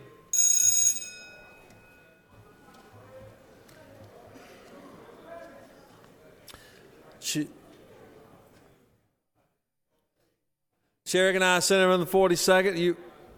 Inquiry. State your inquiry. Is it not true that this is a vote for or against local control? Some could say. I mean, it's an interesting debate. Chair recognizes Senator from the 49th. Ninth. I'm sorry. What purpose you rise? Mr. President, isn't there a local control amendment number 9 that's on here, and therefore you do not have to vote for this for local control, because you can vote for local control on number 9, and any county or city can ban each one of these machines in that upcoming amendment? I'm sure the senator knows from which he speaks.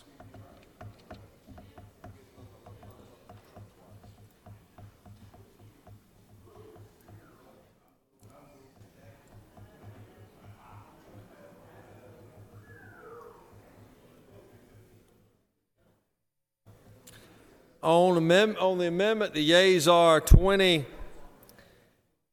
and the nays are 26, and the amendment has passed. Chair recognizes Senator from the 48th. What purpose you rise? I was going to move to reconsider. All those in favor of reconsideration will vote aye. Those opposed no. Secretary will unlock the machine.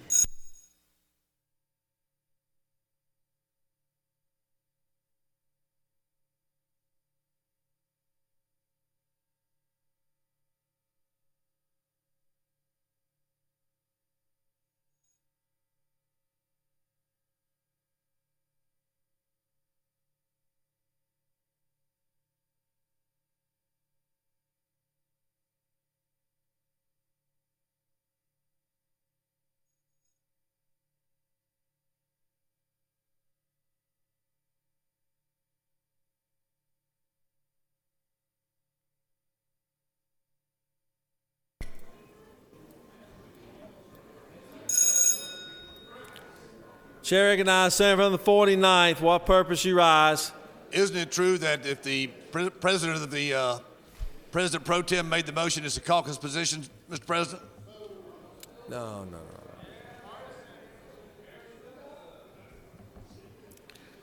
On the motion for reconsideration, the yeas are 39, the nays are 14.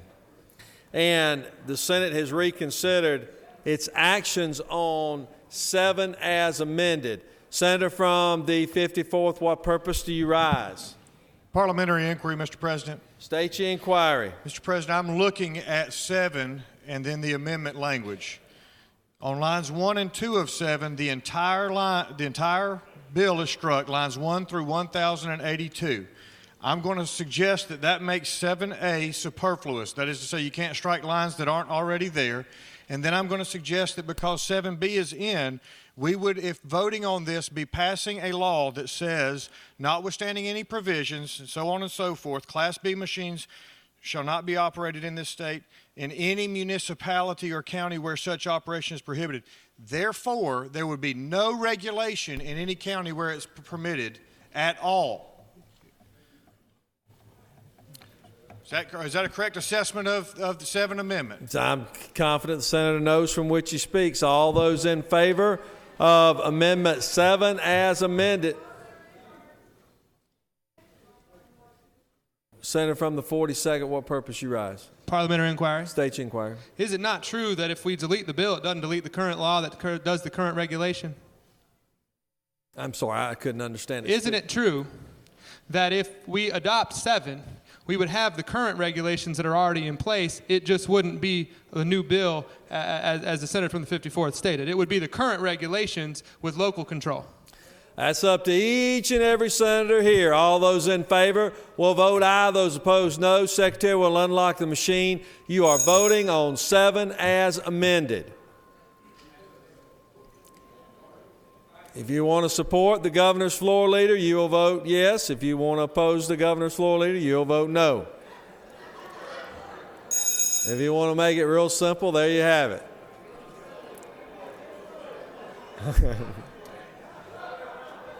What? Oh, no, other way around. I'm sorry. Reverse that. If you want to support the governor's floor leader, you'll vote no. If you want to oppose him, you'll vote yes.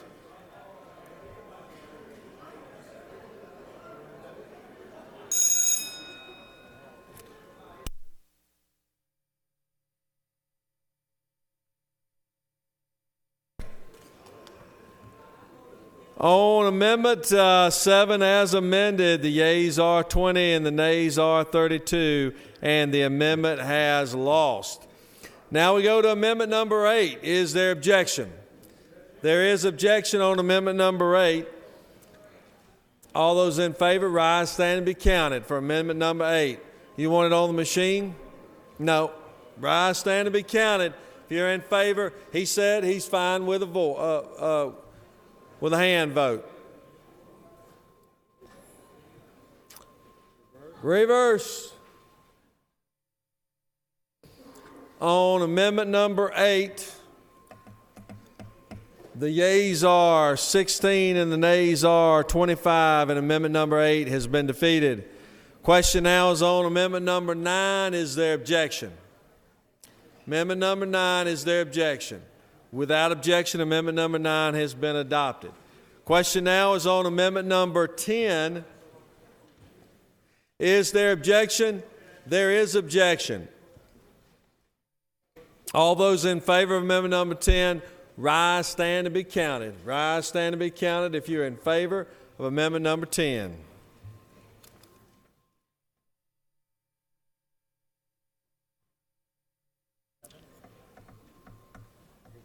Reverse.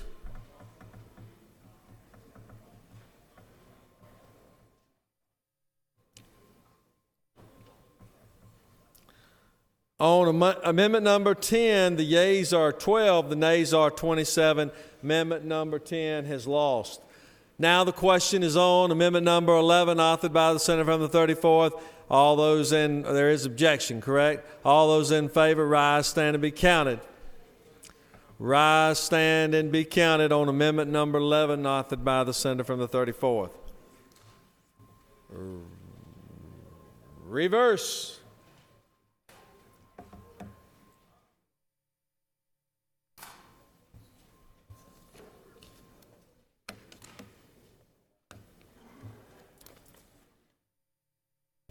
On Amendment number 11, the yeas are 14 and the nays are 27, and the amendment has lost. Now, is there objection to adoption of the committee substitute? Without objection, the committee substitute is adopted. Surely no other senator wishes to speak for or against the bill. Is there objection to grant report of committee which fail to pass the bill? Chairs none, report of committee is agreed to. Shall the main question be now put, or are there any objections? Chairs none, the main question is ordered. Shall this bill now pass? Question is on the pass of the bill. All those in favor of the bill will vote aye. Those opposed, no. Secretary will unlock the machine.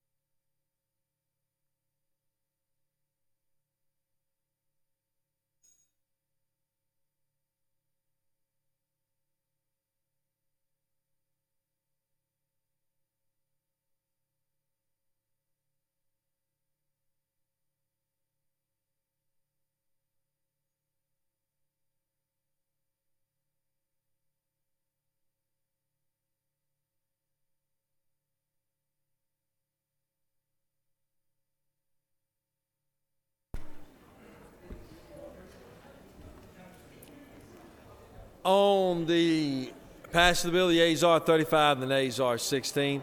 This bill, having received a constitutional majority, is therefore passed. Chair recognizes the senator from having adjournment resolution. Chair recognizes the senator from 16. I'm sorry, before I recognize you, read the adjournment resolution. House Resolution 738, a resolution relative to adjournment and further purposes.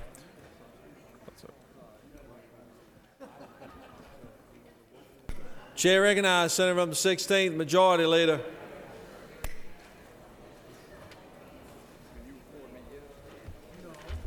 Thank you, Mr. President. Ladies and gentlemen of the Senate, the adjournment resolution, House Resolution 738, is on your desk, pink sheet. It's pretty basic. As always, self-explanatory. We are out until Wednesday, March 20th. We'll be in for day 35 on March 20th, day 36, March 21st, day 37th, Friday, March 22nd. We will come back in on Monday, March 25th for day 38. Day 39 will be the next day, Tuesday. We will be in adjournment on Wednesday, and we will be in session on March 28th, Thursday, for day 40, sine die. Be happy to answer any questions. Urge your favorable consideration. Are there any questions? Thank you, Mr. President. No I yield the questions. well. Is there objection? Without objection, the adoption of the adjournment resolution is ordered. Chair recognizes the Majority Leader. Thank you, Mr. President. I move the Senate stand adjourned until 10 a.m. Wednesday, March 20th. 10 a.m. March 20th. Read the announcements. Rules will meet upon adjournment in 450 CAP. Education and Youth at 1:30 p.m. in 307 CLOB. Insurance and Labor upon the adjournment of Rules in 450 CAP. Public Safety will meet at 1:30 p.m. in 125 CAP. Finance at 2:30 p.m. in MES 1. Natural Resources and the Environment at 2:30 p.m. in 450 CAP. Judiciary at 2:30 p.m. in 310 CLOB. Veterans and Military Affairs at 3:30 p.m. in 125 CAP. Appropriations Subcommittee on Agriculture at 3:30 p.m. in 307 CLOB. And Banking and Financial Institutions at 4:30 p.m. in 310 CLOB. Chair recognizes Senator from the 45th for an announcement.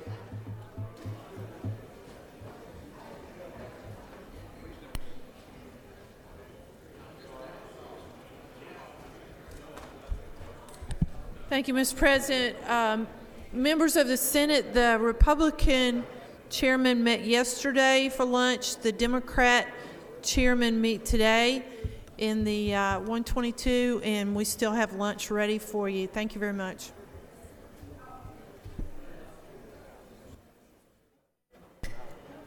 All those in favor of the adjournment by the Majority Leader will say aye. All those opposed, no. Ayes clearly have it. We stand adjourned.